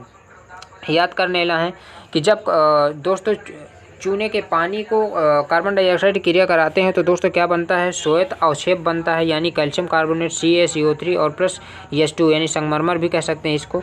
अत्यधिक मात्रा में कार्बन डाइऑक्साइड प्रवाहित करने से निम्न अभिक्रिया होती है, यानी CaCO3 में H2O या CO2 तो CaHCOO3 भी बन जाती है। चूना पत्थर में खनिज खड़िया संगमरमर या कैल्शियम कार्बोनेट विधि के रूप में धातु कार्बोनेट या हाइड्रोक्लोरिक अम्ल के साथ अभिक्रिया करके संगत लवण या कार्बन डाइऑक्साइड एक जल बनाता है। इस अभिक्रिया को व्यक्त किया जाता है। फिर इसके बाद कह रहा है धातु कार्बोनेट या धातु हाइड्रोकार्बोनेट प्लस अम्ल, यानी धातु कार्बोनेट प्लस हाइड्रोकार्बोनेट प्लस अम्ल लवण तथा कार्बन डाइऑक्साइड जल देता है, यानी हमेशा धातु और जब यानी अम्ल से क्रिया करता है तो अम्ल और लवण देता है और हाइड्रोजन गैस भी देता है। ठीक है, फिर इसके बाद दोस्तों यहाँ पे देख रहा है परख नली में 2 ml NaOH का घोल लीजिए और बूंदे फिनोप्थिलीन लीजिए और विलयन का रंग क्या है, इस विलयन में एक बूंद तनु HCl मिला लीजिए और अभिक्रिया के मिश्रण का रंग कोई परिवर्तन आया, अम्ल में मिलाने के बाद फिनोप्थिलीन रंग क्या बदलेगा, उपरोक्त मिश्रण में NaOH कुछ बूंदे मिलाइए और फिनोप्थिलीन पुनः गुलाबी रंग हो जाएगा। कह रहा है फिनोप्थिलीन लीजिए और उसमें HCl जैसे मिलाएंगे तो गुलाबी रंग का हो जाएगा। ठीक है, उपरोक्त में क्रियाकलापों में हमने प्रेक्षण किया है कि अम्ल के द्वारा क्षारक प्रेक्षित तथा प्रभाव का क्षारक अम्ल तथा अम्ल में प्रवाहित समाप्त हो जाता है। अभिक्रिया के लिख लीजिए। ये दोस्तों आप लोग सारे नोट कर लीजिए, जितनी भी अभिक्रिया मैं बता रहा हूँ सारी नोट कर लीजिए। NaOH प्लस HCl से जब अभिक्रिया करेगी तो सोडियम क्लोराइड प्लस H2O बना देगी। फिर इसी तरह अम्ल और क्षार और अम्ल अभिक्रिया करते हैं तो हमेशा लवण और जल बनता है। फिर इसके बाद दोस्तों आप लोग देख पा रहे हैं क्षारक के साथ अधात्विक ऑक्साइड की अभिक्रिया। यहाँ पे कह रहा है क्रियाकलाप 2.0 कार्बन डाइऑक्साइड तथा कैल्शियम डाइऑक्साइड चूने के पानी के बीच अभिक्रिया करती है तो कैल्शियम हाइड्रोक्साइड की एक क्षारक कार्बन डाइऑक्साइड अभिक्रिया करके लवण एवं जल का निर्माण करता है तथा चूँकि यह क्षारक अम्ल के बीच होने वाली अभिक्रिया के समान एक अम्ल हम एक निष्कर्ष निकाल सकता है धात्विक ऑक्साइड अभिक्रिया कहलाता है। ठीक है, इसके बाद दोस्तों आप लोग यहाँ पे देख पा रहे हैं सभी अम्लों एवं क्षारकों में क्या समानताएं हैं। ठीक है, तो यहाँ पे देखेंगे दोस्तों, तब तक मैं पानी पी लेता हूँ, आप लोग भी पी लीजिए। क्या है दोस्तों, अब देखो स्टार्ट करते हैं यहाँ पे। तो दोस्तों कह रहा है सभी अम्लों एवं क्षारकों में क्या समानताएं होती हैं, यानी सभी अम्ल जो और क्षार होती हैं समानताएँ क्या होती हैं। यानी अनुभाग 2.0 में हमने देखा है कि सभी अम्लों के समान रासायनिक गुणधर्म होते हैं, गुणधर्मों में समानताएं होती हैं तथा इसे क्रियाकलाप 2.0 में देखा है कि धातु के साथ अभिक्रिया करने से किसी अम्ल में हाइड्रोजन गैस उत्पन्न होती है, यानी किसी अम्ल को धातु के साथ क्रिया कराते हैं तो हाइड्रोजन गैस मिलती है, और अम्ल और धातु को अम्ल और क्षार से क्रिया कराते हैं तो लवण और जल बनता है। ये सारी चीज़ें हम लोग पीछे देख चुके हैं। अब आगे हमें क्या देखना है, कह रहा है ग्लूकोज, अल्कोहल, क्लोरिक अम्ल तथा सल्फ्यूरिक अम्ल ये विलयन लीजिए और एक कार्क के 2 कीले लगातार कार्क में 100 ml बीकर में रख दीजिए। ठीक है, कह रहा है आप कोई भी HCl मतलब अम्ल ले लीजिए, फिर उसमें जो है 1-2 किलो को रख दीजिए। फिर कह रहा है 6 वोल्ट की एक बैटरी के दोनों टर्मिनल के साथ एक बल्ब तथा स्विच के माध्यम से जोड़ दीजिए और बीकर में थोड़ा तन HCl डालकर विद्युत धारा प्रवाहित कीजिए। ठीक है, कह रहा है 2 कील को उस डाल दीजिए किसी जो मतलब तन में जिसमें आप लोग अम्ल डाल रहे हैं उस कील में, और 6 वोल्ट की बैटरी से जोड़ दीजिए और उसमें HCl के उसमें डालने के बाद 6 वोल्ट की बैटरी से जोड़ दीजिए। फिर कह रहा है इस क्रिया में तन सल्फ्यूरिक अम्ल के साथ दोहराएं, यही क्रिया दोबारा दोहराएं और परीक्षण को ग्लूकोज अल्कोहल विलयनों के साथ अलग अलग दोहराएं और आपने क्या परीक्षण किया? बल्ब क्या प्रत्येक स्थिति में जलता है? तो इसमें कह रहा है कि एक कील है, कील में तनुकृत अम्लीय विलयन है और रबड़ का कार्क यहाँ पे रखा हुआ है, उनमें अलग अलग रख देना है और ये जो हाइड्रोक्लोरिक अम्ल है या मतलब जो आपका डाल देना है इसमें एक बीकर में, ठीक है, तनु अम्लीय विलयन। फिर इसके बाद उस बीकर में आप लोग देख पा रहे हैं यहाँ पे स्विच लगा हुआ है, फिर यहाँ पे एक बल्ब लगा हुआ है और 6 वोल्ट की बैटरी से जोड़ दिया जाता है। तो जैसे ही 6 वोल्ट की बैटरी से जोड़ देते हैं तो बल्ब जलने लगता है। अब इसके बाद क्या है, अम्ल की स्थिति बल्ब जलने लगता है। जैसे कि अब आप लोगों को याद रखना है, ये ऐसे पूछ लेगा कि बल्ब में क्या प्रभाव पड़ेगा, ये से कह देगा कि यह ग्लूकोज या अल्कोहल अम्ल, या तो सीधा सीधा कह देगा आपको यहाँ से कि एक तनु विलयन ले लिया जाए, उसमें 2 लोहे की कील ले लिए जाते हैं और एक रबड़ में गाड़ दिया जाता है। फिर इसके बाद उसमें 6 वोल्ट के धारा बैटरी जोड़ दिया जाती है और बल्ब जोड़ दिया जाता है। तो क्या बल्ब जलेगा? तो ऐसे कैसे भी क्वेश्चन पूछ सकता है, तो जलेगा, बल्ब जलने लगता है। और चित्र 2.3 में दिखाया गया है कि आप यह देखेंगे कि ग्लूकोज अल्कोहल के विलयन से विद्युत का चालन नहीं करता। कह रहा है ग्लूकोज अल्कोहल के विलयन में विद्युत का चालन नहीं करते हैं तथा बल्ब के जलने से यह पता चलता है कि इस विलयन में विद्युत का प्रवाह हो रहा है। विलयन में विद्युत धारा के प्रवाह आयनों द्वारा होता है। कह रहा है जो विलयन है इसमें विद्युत धारा का प्रवाह आयनों द्वारा होता है, यानी उपस्थित H+ आयन उसके ज्ञात होता है कि अम्लीय। यदि अम्ल विलयन में हाइड्रोजन H+ आयन उत्पन्न करता है तो इसी कारण से गुणधर्म अम्लीय हो जाता है। ठीक है, आप लोग देख पा रहे हैं H+ आयन क्या देता है, अम्ल देता है, इसलिए हम उसे अम्लीय जानते हैं। और दोस्तों अम्ल एक विद्युत का सुचालक भी होता है। ठीक है, तो विद्युत हाइड्रोक्लोरिक कैल्शियम हाइड्रोक्साइड आदि जैसे क्षारीय उपयोग करके इसे क्रियाकलापों को दोहराएं, क्रियाकलाप के परिणाम में संदर्भ निष्कर्ष निकलता है। जलीय विलयन में अम्ल क्षारक पर क्या होता है? जब क्या अम्ल केवल जलीय विलयन में ही आयन उत्पन्न करते हैं? आइए इसकी जांच करें। कह रहा है अम्ल एक जलीय विलयन में ही आयन उत्पन्न करता है, इसकी जांच करना है। तो एक दोस्तों बीकर ले लेना है, 2 बीकर ले लेना है और 2 बीकर में से दोस्तों एक में परख नली है, इसमें आपको सोडियम क्लोराइड डाल देना है। नीचे सोडियम क्लोराइड डाल देंगे, फिर ऊपर से दोस्तों H2SO4 सांद्र वाला शंक्वाकार फ्लास्क, ठीक है, ये मतलब ऊपर से आपका सांद्र H2SO4 मिलाना है और दूसरे में आर्द्र विलयन पत्र को चेक करना है। ठीक है, तो इसके बाद इतना दोस्तों एक परख नली में सोडियम क्लोराइड नीचे रख देना है। रखने के बाद दोस्तों उसमें H2SO4 सांद्र अम्ल डाल देना है। फिर उससे जो गैस निकलेगी तो आप पता चल जाएगा लिटमस पत्र उस गैस के सामने रखेंगे तो उसका आकार चेंज कर देगी, तो इससे पता चल जाएगा कि ये क्या है। ठीक है, तो इसमें आप लोग यहाँ पे पढ़ लीजिए कि 100 परख नली में 1 ग्राम NaCl लीजिए और उसके उपकरण में व्यवस्थित कीजिए। परख नली में कुछ मात्रा में शांत सल्फ्यूरिक अम्ल डाल दीजिए और अपेक्षाकृत परीक्षण कीजिए। इस निकास के नली में कोई गैस बाहर आ रही, उत्सर्जन में गैस सूखे हुए नम नीले लिटमस पत्र के द्वारा जांच कीजिए। इस स्थिति में लिटमस पत्र का रंग परिवर्तन होता है। उपरोक्त क्रिया के आधार पर जलीय अम्लीय गुणधर्म वाले निष्कर्ष निकलते हैं, यानी शुष्क HCl गैस तथा HCl गैस। अब इसमें नीचे कहा गया है अध्यापकों के निर्देश के अनुसार जलवायु परिवर्तन के शुष्क कैल्शियम क्लोराइड शुष्क नली में गैसीय प्रवाहित करें। फिर यहाँ पे नेक्स्ट है, इस प्रयोग को स्पष्ट होता है कि जल की उपस्थिति में HCl यानी जल की जो उपस्थिति में HCl हाइड्रोक्लोरिक अम्ल आयन उत्पन्न होते हैं। जल की अनुपस्थित में HCl आयनों में H+ आयन पृथक नहीं हो पाते। कह रहा है जल की अनुपस्थित है अगर तो H+ आयन उपस्थित नहीं होता है और जल की उपस्थिति में H+ आयन उपस्थित होता है, यानी HCl और 2H2O में H2O+Cl- बनाता है। भाई आयन बनाएगा तभी तो धारा प्रवाहित होगी। फिर कह रहा है हाइड्रोजन आयन स्वतंत्र रूप से नहीं रह सकते हैं, लेकिन ये जल के अणुओं के साथ मिलकर रह सकते हैं। इसलिए हाइड्रोजन आयन सदैव हाइड्रोनियम आयन H3O को दर्शाता है। हाइड्रोजन दोस्तों कभी स्वतंत्र नहीं रह सकता है अपने यहाँ वायुमंडल में, इसलिए ऑक्सीजन के साथ मिक्स करके रखा जाता है। हमने देखा है कि अम्ल जल H3O तथा H+ आयन प्रदान करता है। आइए देखें किसी क्षारक के जल के घोलने से क्या प्रभाव पड़ेगा। क्षारक को जल से घोलेंगे तो कह रहा है एक क्षार ले लिया हमने, प्रबल क्षार NaOH। जब जल से घोल देते हैं तो क्या होता है दोस्तों, Na+OH में टूट जाता है, विस्थापन अभिक्रिया हो जाती है। इसी तरह KOH एक क्षार है, K+ और OH- में टूट जाता है। इसी तरह MgOH का होल्टॉइस क्षार है Mg+ और 2OH में टूट जाएगा। कह रहा है क्षार जल में ऑक्साइड OH आयन प्रदान करता है और घुलनशील क्षारक में घुलनशील क्षारक को क्षार कहते हैं। जो अम्ल होता है दोस्तों, क्षार होता है तो जल में OH- देता है, और जो हमारा अम्ल होता है तो जल में क्या देता है, H+ आयन देता है। कह रहा सभी क्षार के जल में घुलनशील होते हैं जब घुलनशील क्षारक को क्षार कहते हैं। सभी क्षार दोस्तों जल में घुलनशील होते हैं, ठीक है, पॉइंट याद रखना है। इसका स्पर्श साबुन की सतह स्वाद कड़वा होता है और प्राकृतिक संचारण होती है। इसे कभी कभी छूना या चखना नहीं चाहिए क्योंकि हानिकारक होते हैं, ठीक है। फिर इसके बाद नीचे दिया हुआ है दोस्तों, जब हम जान चुके हैं कि सभी अम्ल H+ और सभी क्षारक OH- उत्पन्न करते हैं, अतः हम उदासीनीकरण अभिक्रिया निम्नलिखित में से व्यक्त करेंगे, ठीक है। अब जान चुके हैं कि जो अम्ल होता है तो H+ आयन देता है और क्षार होता है तो OH- आयन देता है। लेकिन अब उदासीनी अभिक्रिया कैसे जानेंगे।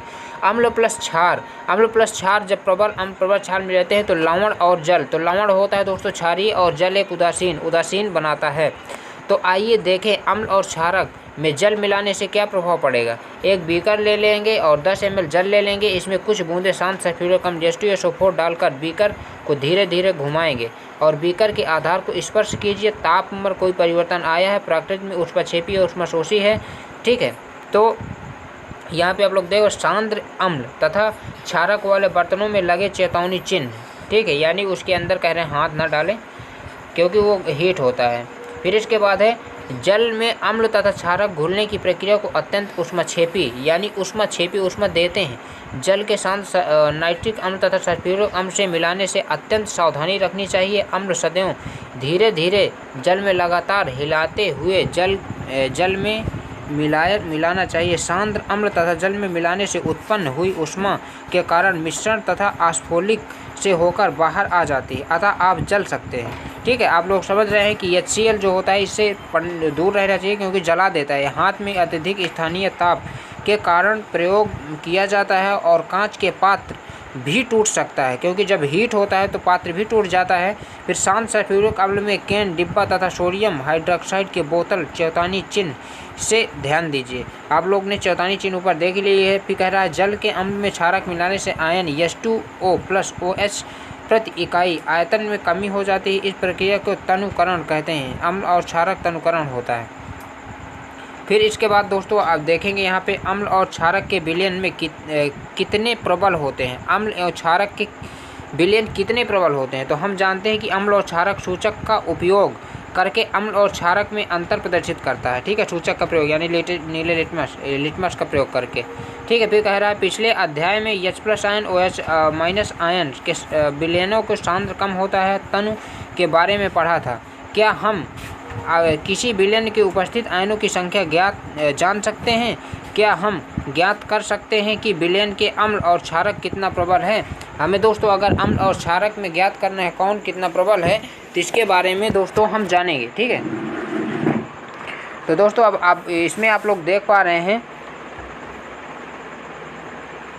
इसमें जानने के लिए हम सार्वजनिक सूचक जो अनेक सूचकों का मिश्रण होता है उपयोग करके ज्ञात कर सकते हैं। सार्वजनिक भौतिक सूचक जो विलयन में हाइड्रोजन आयन के विभिन्न सांद्रता विभिन्न रंगों को प्रदर्शित करता है। किसी विलयन में उपस्थित हाइड्रोजन आयन सांद्रता ज्ञात करने के लिए स्केल विकसित किया गया है। अब दोस्तों जो आयन है इसको ज्ञात करने के लिए pH स्केल ज्ञात किया गया है। pH का में P सूचक है और पूर्णांक जो एक जर्मन शब्द है। P दोस्तों इसका सूचक होता है, एक जर्मन शब्द से लिया गया है पिशांच। इसका अर्थ होता है शक्ति। क्या होता है दोस्तों, P का अर्थ होता है दोस्तों शक्ति और pH स्केल सामान्यतः 0 भी होता है, ठीक है। pH स्केल क्या होता है दोस्तों 0। अब इसके बाद देखेंगे अधिक अम्लता या 14 अधिक क्षारीयता होती है। अधिक अम्लता से 14 अधिक क्षारीयता तक pH मान ज्ञात कर सकते हैं, ठीक है। यानी कह रहा है 0 से लेकर 14 तक अम्ल ज्ञात कर सकते हैं। इस ऐसे संख्या को देखना चाहिए कि किसी विलयन के अम्लता अथवा क्षारीयता दर्शाने में हाइड्रोनियम आयन सांद्रता जितनी अधिक होती है उतना ही pH मान कम होता है। किसी भी उदासीनीकरण विलयन के pH मान 7 होगा तो स्केल में किसी भी विलयन का 7 से कम होगा तथा अम्लीय विलयन में pH मान 7 से 7 से 14 तक बढ़ता है और विलयन में OH माइनस वृद्धि को दर्शाता है, अर्थात क्षार के शक्ति तथा सामान्यतः pH मान का सूचक अंतर भारित पेपर द्वारा ज्ञात किया जा सकता है। अब दोस्तों यहाँ पे आप लोग देख पा रहे हैं, अगर अधिक अम्लीय होगा कोई चीज़ तो उसका शून्य यानी शून्य होगा। सर्वाधिक अम्लीय सर्वाधिक क्षारीय दोस्तों 14 होगा और बीच वाला जो होता है उदासीन होगा, इसका यानी कोई स्वाद नहीं होगा, ना ही खट्टा होगा ना कड़वा होगा। ठीक है, तो इसलिए इधर वाले जो होते हैं तो अम्लीय हो जाएंगे और इधर वाले 7 से ज़्यादा जो होंगे तो क्षारीय हो जाएंगे और 7 से कम अम्लीय। ठीक है, अम्लीय H+ आयन देते हैं और OH माइनस आयन देता है दोस्तों आपका क्षारीय। ठीक है, अब इसके बाद हम जानेंगे नेक्स्ट क्या है। अब दोस्तों यहाँ पे दोस्तों pH मान आपको लिखने के लिए कह रहा है। ठीक है, pH मान, तो आप लोग यहाँ पे pH मान आप लोग देख लीजिए। ठीक है, किसका क्या होता है तो मैं आपको आगे बताऊँगा। तो यहाँ पे आप लोग देख रहे हैं जठर रस का pH मान क्या होता है दोस्तों, 0 से 1 के बीच में होता है। 0 से 1 के बीच में जठर रस होता है और नींबू का रस 2.2 होता है। क्या होता है, नींबू का 2.2। फिर इसके बाद शुद्ध जल का होता है 7 होता है। इसका कलर भी देख लीजिए क्या होता है, हरा होता है। मिल्क ऑफ मैग्नीशिया जो होती है दोस्तों, इसका लिटमस पेपर में क्या होगा, 10 होगा milk of magnesia. Sodium hydroxide जो होगा NaOH, तो इसका होगा दोस्तों 14, यानी सर्वाधिक क्या होता है सोडियम हाइड्रोक्साइड का होता है। कुछ सामान में pH तथा pH पत्र दिखाया गया है, केवल रफ मार्गदर्शन के लिए है। ठीक है, फिर इसके बाद दोस्तों देखते हैं हम लोग यहाँ पे अम्ल और क्षारक की शक्ति विलयन जल में क्रमशः H+ और OH आयन की संख्या निर्भर करती है। हम समान सांद्रण हाइड्रोक्लोरिक अम्ल तथा एसिटिक अम्ल जैसे 1 मोलर विलयन लीजिए और विभिन्न मात्रा में हाइड्रोजन आयन उत्पन्न करेगा। अधिक H+ आयन उत्पन्न करने के लिए प्रबल अम्ल तथा H+ आयन उत्पन्न करने वाले अम्ल को दुर्बल अम्ल कहेंगे। ठीक है, फिर इसके बाद कह रहा है दैनिक जीवन में pH का महत्व क्या है। क्या दैनिक जीवन में pH का कोई महत्व है, तो इसके बारे में अब जानते हैं। तो कह रहा है हम पौधों पशु तथा pH के प्रति संवेदनशील होते हैं। हमारा शरीर 7 से 7.8 pH परास के बीच कार्य करता है। जीवित प्राणियों केवल सक्रिय pH परास परिसर में ही जीवित रह सकता है। एक मानव जो होता है एक फिक्स pH मान होता है तभी वो जीवित रह सकता है, जैसे 7 से 7.8। वर्षा के जल का pH मान 5.6 से कम हो जाती है, इसे अम्लीय वर्षा कहते हैं। अगर वर्षा का pH मान 5.6 से कम हो जाता है तो इसे क्या कहते हैं, अम्लीय वर्षा कहते हैं। और हमारे दांतों का क्षरण 5.5 से होने लगता है। ठीक है, फिर कह रहा है दोस्तों अम्लीय वर्षा जल के नदी प्रवाहित होती है और नदी के जल का pH मान कम हो जाता है। ऐसी नदी में जलीय जीवधारियों उत्तरदायी कठिन हो जाता है, यानी वहाँ के जीवधारी भी खत्म होने लगते हैं। फिर कह रहा है दूसरे ग्रहों में अम्ल पदार्थ, कह रहा शुक्र का वायुमंडल सल्फ्यूरिक अम्ल के मोटे श्वेत और मोटे बादलों से बना है। क्या आपको लगता है इस ग्रह में जीवन संभव है, तो इसके बारे में जानेंगे। तो आपके बगीचे की मिट्टी का pH मान क्या है। अच्छी उपज के लिए पौधों के एक विशिष्ट pH परास की आवश्यकता होती है। किसी भी पौधों के स्वस्थ विकास के लिए आवश्यक pH ज्ञात करने के लिए विभिन्न स्थानों मिट्टी एकत्र कीजिए और क्रियाओं में 2.12 के अनुसार उसके pH मान की जांच कीजिए और इस बात पर ध्यान दीजिए कि जहां मिट्टी ले रहे हैं वहां कौन से पौधे उपज हैं। ठीक है, अगर आपको अपने जगह की किसी भी अगर कोई उपज करनी है तो उसके लिए pH भी बहुत ही इंपॉर्टेंट है। तो वहाँ की मिट्टी लीजिए और वहाँ का ये भी पता कीजिए कि कौन से पेड़ पौधे हैं, उसके अकॉर्डिंग भी पता लगाया जा सकता है। फिर उसके बाद एक परख नली में लगभग 2 ग्राम मिट्टी रखिए। एक परख नली ले लीजिए, उसमें 2 ग्राम मिट्टी रख लीजिए। ठीक है, फिर कह रहा है 5 ml जल, फिर उसमें 5 मिट्टी रख के उनमें 5 ml जल मिलाइए और इसमें जल मिला लीजिए 5 ml। परख नली की सामग्री को मिलाइए, सामग्री को छानिए और परख नली की निस्पंदन एकत्र कीजिए। फिर इसमें जो मिलाने के बाद इसे छान लीजिए और सर्वाधिक सूचक पत्र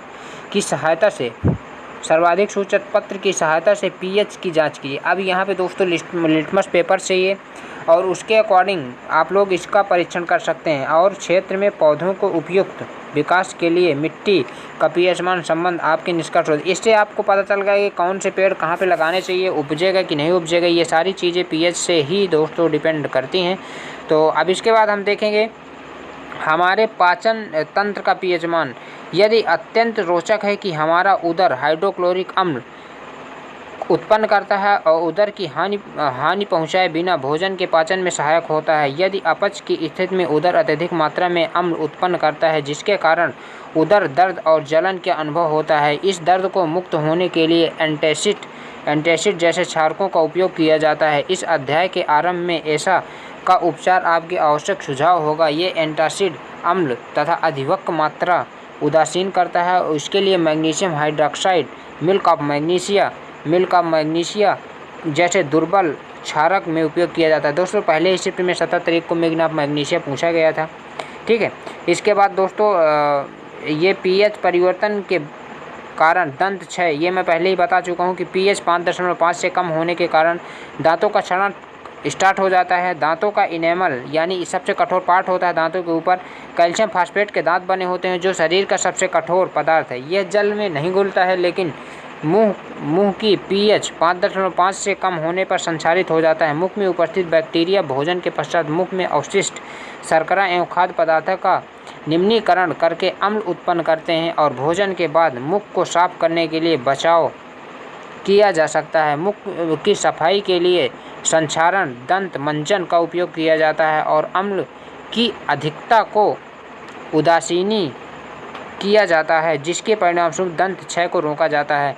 आप लोग सभी जानते हैं कि जब हम लोग खाना खाते हैं और उसमें बैक्टीरिया कीटाणु जो भी होते हैं तो वो अम्ल छोड़ते हैं, ठीक है, उसका पाचन अम्ल छोड़ते हैं और हमारे दांतों का 5.5 से जब कम हो जाता है तो इनेमल जो होता है तो कट जाता है और क्षरण शुरू हो जाता है। इसलिए अगर अम्लता दूर करनी है तो हम लोग क्षार यूज करते हैं। तो मंजन जो यूज करते हैं तो मंजन में दोस्तों क्षार होता है, सर्वाधिक क्षार, इसलिए हम लोग मुंह की सफाई अच्छी हो पाती है अम्लता हटाने के लिए।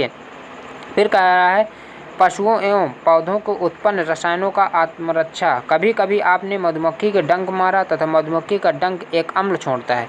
जब कोई डंक मारती है तो दोस्तों अम्ल ही छोड़ता है जिसके कारण दर्द एवं जलन का अनुभव होता है। डंक मारे गए अंग बेकिंग सोडा जैसे दुर्बल क्षारक का उपयोग आराम मिलता है।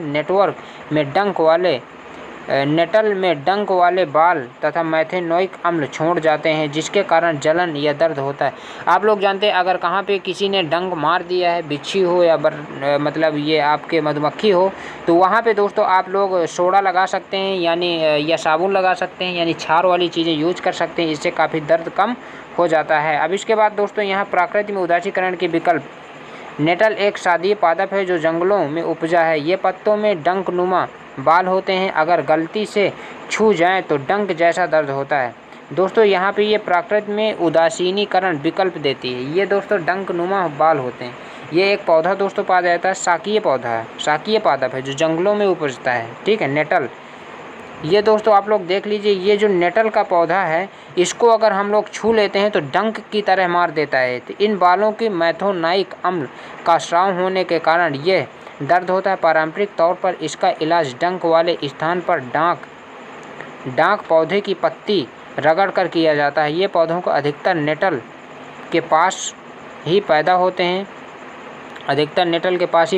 हैं, आप डांक पौधे की प्रकृति के अनुसार लगा सकते हैं। आप अब जान गए होंगे कि अगली बार पहाड़ों पर चढ़ते हुए गलती से नेटल पौधे के छू जाने पर आपको क्या करना होगा। क्या आप ऐसे ही पारंपरिक इलाज जानते हैं तो डंक लगाने पर प्रभावी हो। दोस्तों आप लोग जानते हैं अगर आपको डंक मार देता है, डंक जैसा भी मतलब कष्ट देता है, तो अगर डंक मार देता है तो इसकी पत्ती जो होती है दोस्तों नेटल की वहाँ मल के लगा दिया जाता है तो काफ़ी राहत मिलती है उससे, ठीक है। अब इसके बाद दोस्तों आप लोग देख पा रहे हैं प्राकृतिक नाम सिरका है, इसका अम्ल नाम है एसिटिक अम्ल, और संतरा में दोस्तों सिट्रिक अम्ल होता है, इमली में टार्टिक अम्ल, टमाटर में ऑक्जेलिक, और खट्टा दूध में लैक्टिक होता है, नींबू में सिट्रिक होता है, चींटी के डंक में मैथोनोइक अम्ल होता है। जैसे मैंने बताया कि अम्ल छोड़ देती है तभी हम लोगों को दर्द होता है, क्षार यूज करने से खत्म। नेटवर्क का दोस्तों नेटल का डंक जो होता है मैथेनोइक अम्ल इसमें भी होता है, मेटल के डंक में भी। अब मेटल के डंक दोस्तों ऐसे क्वेश्चन पूछ लेगा मेटल के डंक में क्या हो जाएगा, तो वहाँ जो NCERT नहीं पढ़े हैं तो वहाँ पे बैठे रहेंगे मुंह बगारे, ठीक है। तो अब आप यहाँ पे देख लीजिए लवण के संबंध में अधिक जानकारी। लवण के संबंध में तो पिछले भागों में हमने अधिक अभिक्रिया के लवणों का निर्माण होते हुए देखा है। आइए निर्माण गुणधर्म उपयोग के बारे में अधिक जानकारी प्राप्त करते हैं। फिर कह रहा लवण लवण, नीचे दिए गए लवण का सूत्र, ठीक है। पोटेशियम सल्फेट तथा sodium sulphate, calcium sulphate, magnesium sulphate, copper sulphate, sodium chloride तथा सोडियम नाइट्रेट तथा सोडियम कार्बोनेट, सामान्य क्लोराइड। उन अम्ल क्षारक की पहचान कीजिए जिनमें उपरोक्त लवण प्राप्त किए जा सकते हैं, ठीक है। फिर कह रहा है मूलक वाले लवणों को ही परिभाषा कहा जाता है। NaCl, Na2SO4 तथा सोडियम लवण परिवार का है। इसी प्रकार NaCl + KOH क्लोराइड में परिवार के हैं। इसे क्रियान्वित किए दिए गए लवणों से आप कितने परिवार को पहचान सकते हैं, ये दोस्तों है। फिर इसके बाद आप लोग देख पा रहे हैं यहाँ पे मोस्ट इम्पॉर्टेंट है, ठीक है। यहाँ पे अब सीधा हम लोग चलते हैं थ्योरी की तरफ।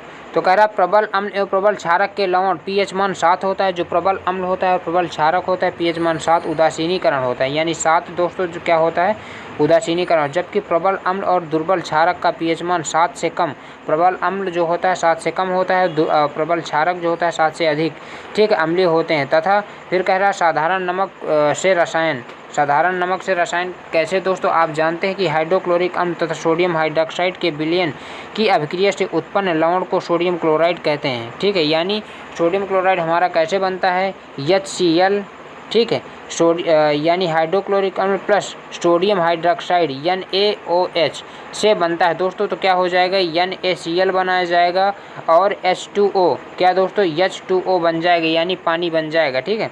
अब आप लोग यहाँ पे देख पा रहे हैं कि समुद्री जल में कई प्रकार के लवण घुले होते हैं। लवणों में सोडियम क्लोराइड पृथक किया जाता है तथा विश्व में कई भागों में ठोस लवण का निक्षेपण होता है। पेड़ आकार में यह क्रिस्टलीय प्रायः अपद्रव्यों के कारण भूरे रंग के होते हैं और इसे खनिज नमक कहते हैं। खनिज नमक तब बनते हैं जब युगों के व्यतीत होने के साथ समुद्र का कोई हिस्सा सूख गया होता है। खनिज नमक खनन में कोयले की तरह होता है। आपने महात्मा गांधी की दांडी यात्रा के बारे में आवश्यक सुना होगा कि आप जानते हैं हमारे स्वतंत्रता संग्राम नमक एक महत्वपूर्ण प्रतीक था। फिर इसके बाद दोस्तों देखेंगे यहाँ पे साधारण नमक और रसायन का कच्चा पदार्थ। इस प्रकार प्राप्त संचालन में नमक हमारे दैनिक उपयोग में कई पदार्थों जैसे सोडियम कह रहा है sodium hydroxide, baking soda, washing soda, विरंजक चूर्ण आदि के लिए एक महत्वपूर्ण कच्चा पदार्थ है। आइए देखते हैं कि कैसे एक पदार्थ का उपयोग विभिन्न पदार्थों में करेंगे। सोडियम हाइड्रॉक्साइड कैसे यूज करते हैं दोस्तों, सारे इंपॉर्टेंट है, आए हुए क्वेश्चन है।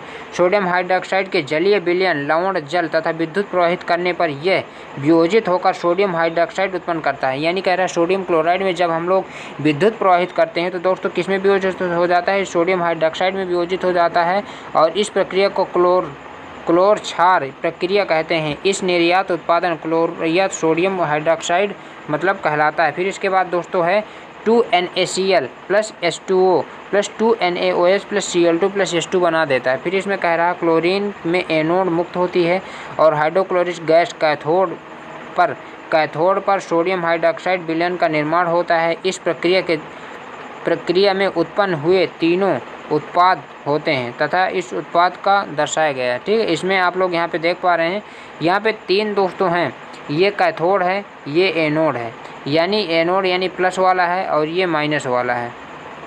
इसमें हाइड्रोजन भरा हुआ है, क्या दोस्तों, इसमें हाइड्रोजन भरा हुआ है ईंधन, मार्गरीन, खाद्य के लिए अमोनिया, ठीक है। इसमें जल में स्वच्छ तथा ब्लीविंग पुल PBC तथा रोगाणुनाशक CFC कीटाणुनाशक भरा गया है। फिर इसके बाद दोस्तों क्या बनता है हमारा, यहाँ बन जाएगा धातुओं के ग्रीज हटाने के लिए साबुन तथा उपमार्जक कागज बनाने के लिए कृत्रिम फाइबर यानी OH। फिर इससे दोस्तों जो इनसे बना हुआ है तो हाइड्रोक्लोरिक अम्ल इस्पात की सफाई, अमोनिया क्लोराइड तथा औषधि सौंदर्य प्रसाधन के लिए किया जाएगा यूज। फिर इसके बाद दोस्तों विरंजक जो चूर्ण है, घरेलू विरंजक, वस्त्र विरंजक के लिए क्लोर क्षार प्रकृति के महत्वपूर्ण उत्पाद है, किया जाएगा, ठीक है।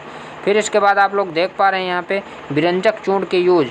हम जानते हैं कि जलीय सोडियम क्लोराइड लवण और जल विद्युत अपघटन से, जो विरंजक चूर्ण सोडियम क्लोराइड विद्युत अपघटन से क्या दोस्तों क्लोरीन का निर्माण करता है। यानी कह दें कि सोडियम क्लोराइड में जब विद्युत का अपघटन किया जाता है तो क्लोरीन गैस का निर्माण करता है। क्लोरीन गैस का उपयोग विरंजक चूर्ण में उत्पन्न कर लिया जाता है और विरंजक चूर्ण का निर्माण होता है। विरंजक चूर्ण को शुष्क बुझा हुआ चूना CaOH का होल्टर प्लस क्लोरीन की क्रिया से विरंजक चूर्ण का निर्माण होता है। विरंजक चूर्ण में CaOCl2 दर्शाया जाता है, यद्यपि वास्तव संगठन काफ़ी जटिल होता है। CaOH का होल ट्वाइस प्लस Cl2 यानी सोडियम हाइड्रोक्साइड में जब धारा प्रवाहित की जाती है तो दोस्तों वो क्लोरीन गैस देता है।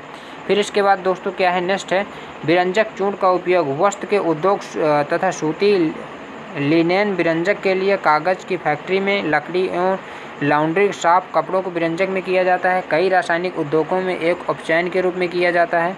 पीने वाले जल के जीवाणुओं को मुक्त करने के लिए रोगाणु नाशक के रूप में विरंजक चूर्ण तथा बेकिंग सोडा में क्या हो जाएगा, ये दोस्तों उपयोग आमतौर पर रसोई में स्वादिष्ट खस्ता पकौड़े बनाने के लिए किया जाता है। बेकिंग सोडा कभी कभी इसका उपयोग खाने के शीघ्र पकाने के लिए भी प्रयोग किया जाता है। यौगिक में रासायनिक नाम सोडियम हाइड्रोक्साइड यानी SCO3 के तथा सोडियम क्लोराइड का उपयोग कर इसका निर्माण किया जाता है। कह रहा है NaCl, क्या कह रहा है, NaCl plus CO2 plus NH3 को क्रिया कराते हैं तो ammonium chloride NH4Cl plus NaHCO3 sodium hydroxide बनाता है। फिर इसके बाद कह रहा है क्रियाकलाप 2.14 आपके सोडियम हाइड्रोकार्बोनेट pH मान भाग की जांच की थी। क्या आप सह संबंध स्थापित कर सकते हैं कि क्यों इसका उपयोग एक अम्ल उदासीनीकरण से किया जाता है? एक दुर्बल संचारक क्षारीय लवण है।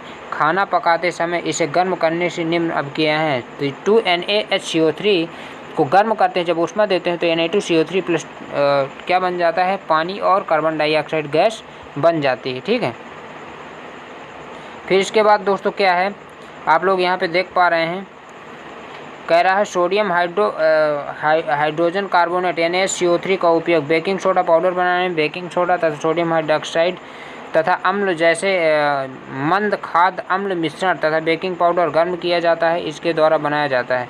कह रहा है जब NaOCO3 को गर्म किया जाता है तब जाके वो बनती है। ठीक है, फिर अब बात करें दोस्तों, ये सोडियम हाइड्रोजन कार्बोनेट तथा एंटासिड के संगठन तथा क्षारीय होने के कारण पेंट अम्ल अधिकता उदासीनीकरण में राहत पहुंचाता है। इसका उपयोग सोडा अम्ल अग्निशामक के रूप में किया जाता है। अब धावन सोडा Na2CO3 × 10H2 एक सोडियम बाइकार्बोनेट हो गया। अब सोडियम कार्बोनेट के हमने क्या क्या पढ़े दोस्तों, ये मतलब खाना बनाने में यूज किया जाता है, जल्दी पकाने में यूज किया जाता है, पकौड़े वकौड़े बनाने में प्रयोग किया, अग्निशामक के रूप में प्रयोग किया जाता है। अब इसके बाद बात करते हैं दोस्तों धावन सोडा यानी Na2CO3 × 10H2 धोने वाला सोडा। एक अन्य रासायनिक नाम सोडियम क्लोराइड है।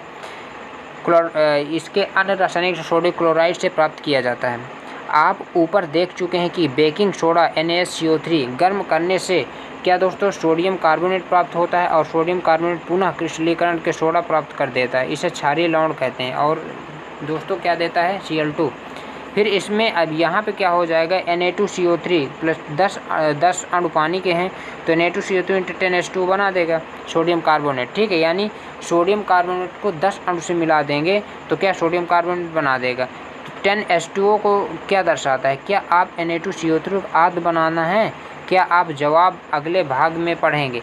सोडियम कार्बोनेट तथा सोडियम हाइड्रोकार्बोनेट औद्योगिक क्रियाएँ के लिए उपयोग के रसायन। फिर इसके बाद कह रहा है धोने के सोडे के उपयोग, जो धावन सोडा का उपयोग है सोडियम कार्बोनेट के उपयोग में कांच साबुन कागज़ उद्योग में किया जाता है। कांच साबुन कागज़ उद्योग में इसका उपयोग बोरेक्स जैसे सोडियम यौगिक उत्पादन में, कह रहा है बोरेक्स बनाने में, यानी B4H7O करके × 5H2 करके सूत्र है इसका। सोडियम कार्बोनेट के उपयोग तथा घरों साफ सफाई में जल की स्थायी कठोरता को हटाने के लिए किया जाता है सोडियम बाइकार्बोनेट का NaCO3। ठीक है,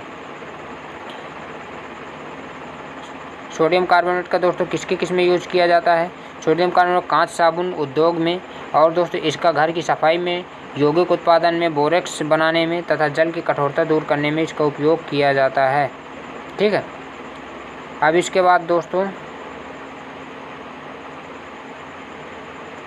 फिर यहाँ पे आप लोग देख पा रहे हैं कि एक कॉपर सल्फेट को कुछ क्रिस्टलीय शुष्क क्वथन नली को गर्म कीजिए और गर्म करने के बाद कॉपर सल्फेट का रंग क्या है, क्वथनांक नली में डालकर जल की बूंदें नज़र आती हैं, क्या ये कहाँ से आई। गर्म करने के बाद प्राप्त कॉपर सल्फेट CuSO4 नमूने जल में 2 से 3 बूंदें डालिए और प्रक्षेपण से कॉपर सल्फेट का रंग वापस आ जाता है। फिर यहाँ पे आप लोग देख पा रहे हैं दोस्तों, अब हम लोग लास्ट में ही हैं। तो कह रहा है शुष्क दिखने वाले कॉपर सल्फेट क्रिस्टल जल होता है, तो जब हम क्रिस्टल को गर्म करते हैं तो जल हट जाता है, लवण का रंग श्वेत हो जाता है। ठीक है। फिर कह रहा है यदि आप क्रिस्टल को पुनः जल में भिगोते हैं तो क्रिस्टल का नीला वापस आ जाता है। दोस्तों यहाँ से बार बार क्वेश्चन पूछ रहा है, आप लोग प्लीज़ रट लीजिए इसको। लवण के एक सूत्र इकाई जल में निश्चित अणुओं की संख्या को क्रिस्टल जल कहते हैं तथा कॉपर सल्फेट के एक सूत्र इकाई के जल के 5 अणु उपस्थित होते हैं। जब CuSO4 इन कॉपर सल्फेट में रासायनिक CuSO4 इन 5H2O, जब आप बता सकते हैं कि Na2CO3 × 10H2O सोडियम कार्बोनेट के अणु आंद्र या नहीं है। जिप्सम के लवण जिस क्रिस्टलीय जल होता है उसे क्रिस्टलीकरण के जल या 2 या 2 से अधिक अणुसूत होते हैं। CaSO4 × 2H2O क्या होता है दोस्तों? जिप्सम होता है। Plaster of Paris CaSO4 × ½ H2O होता है। जब इसको अधिक गर्म करते हैं तब जाके हमारा प्लास्टर ऑफ पेरिस बनता है। यहाँ पे देखेंगे आगे प्लास्टर ऑफ पेरिस कह रहा है 273 केल्विन पर गर्म करने से यह जल के अणुओं को त्याग कर कैल्शियम सल्फेट या अर्ध हाइड्रेट हेमीहाइड्रेट बनाता है। CaSO4 ½ H2O बनाता है तथा प्लास्टर ऑफ पेरिस कहते हैं। इस पदार्थ का उपयोग डॉक्टर टूटी हुई हड्डियों को सही जगह में स्थिर करने के लिए किया जाता है, क्योंकि प्लास्टर ऑफ पेरिस सफ़ेद चूर्ण है जो कि जल मिलाने पर यह पुनः जिप्सम बनकर कठोर ठोस ले लेता है। क्योंकि दोस्तों जो प्लास्टर ऑफ पेरिस है इसको 273 डिग्री टेम्परेचर पर गर्म किया जाता है, 373 पर, फिर ये एक मतलब धूल के समान बन जाता है। फिर इसमें जब जल दोस्तों के साथ मिलाकर एक मतलब पट्टी बांधी जाती है तो वो हार्ड हो जाता है, उसी तरह जिप्सम बना देता है। फिर इसमें कह रहा है CuSO4 ½ H2O H2O प्लस 1 सही 1/2 यानी 2 × 2 1 3 3/2। ठीक है। H2O से CaSO4 × 2H2O फिर बना लेता है। ठीक है। फिर इसमें क्या कह रहा है, ध्यान दीजिए कि केवल धातु क्रिस्टल जल के रूप में जुड़ा है और अणु जैसे कैसे प्राप्त होता है। कह रहा है जल का अणु कैसे प्राप्त होता है। CaSO4 2 इकाई सूत्र जल हैं, एक अणु के साथ साझेदार करते हैं। प्लास्टर ऑफ पेरिस का उपयोग खिलौना बनाने में, सजावट में तथा चिकना बनाने में, किसका प्लास्टर खिलौना बनाने में, सजावट में, चिकना बनाने में तथा मूर्ति बनाने में कैल्शियम सल्फेट अर्ध सल्फेट प्लास्टर ऑफ पेरिस भी कहा जाता है। आप लोगों ने दोस्तों देखा हमने करवाया, 2 चैप्टर भी ख़त्म हो गया है। अब दोस्तों दूसरा चैप्टर हो गया है, यानी रासायनिक अभिक्रिया भी हमने देख लिया है। ठीक है। और इसके बाद अम्ल और क्षार भी देख लिए है। अब इसके बाद देखेंगे धातु और अधातु। ठीक है। तो थैंक यू दोस्तों, वीडियो को अंत तक देखिए। तो दोस्तों अब इसका पार्ट 2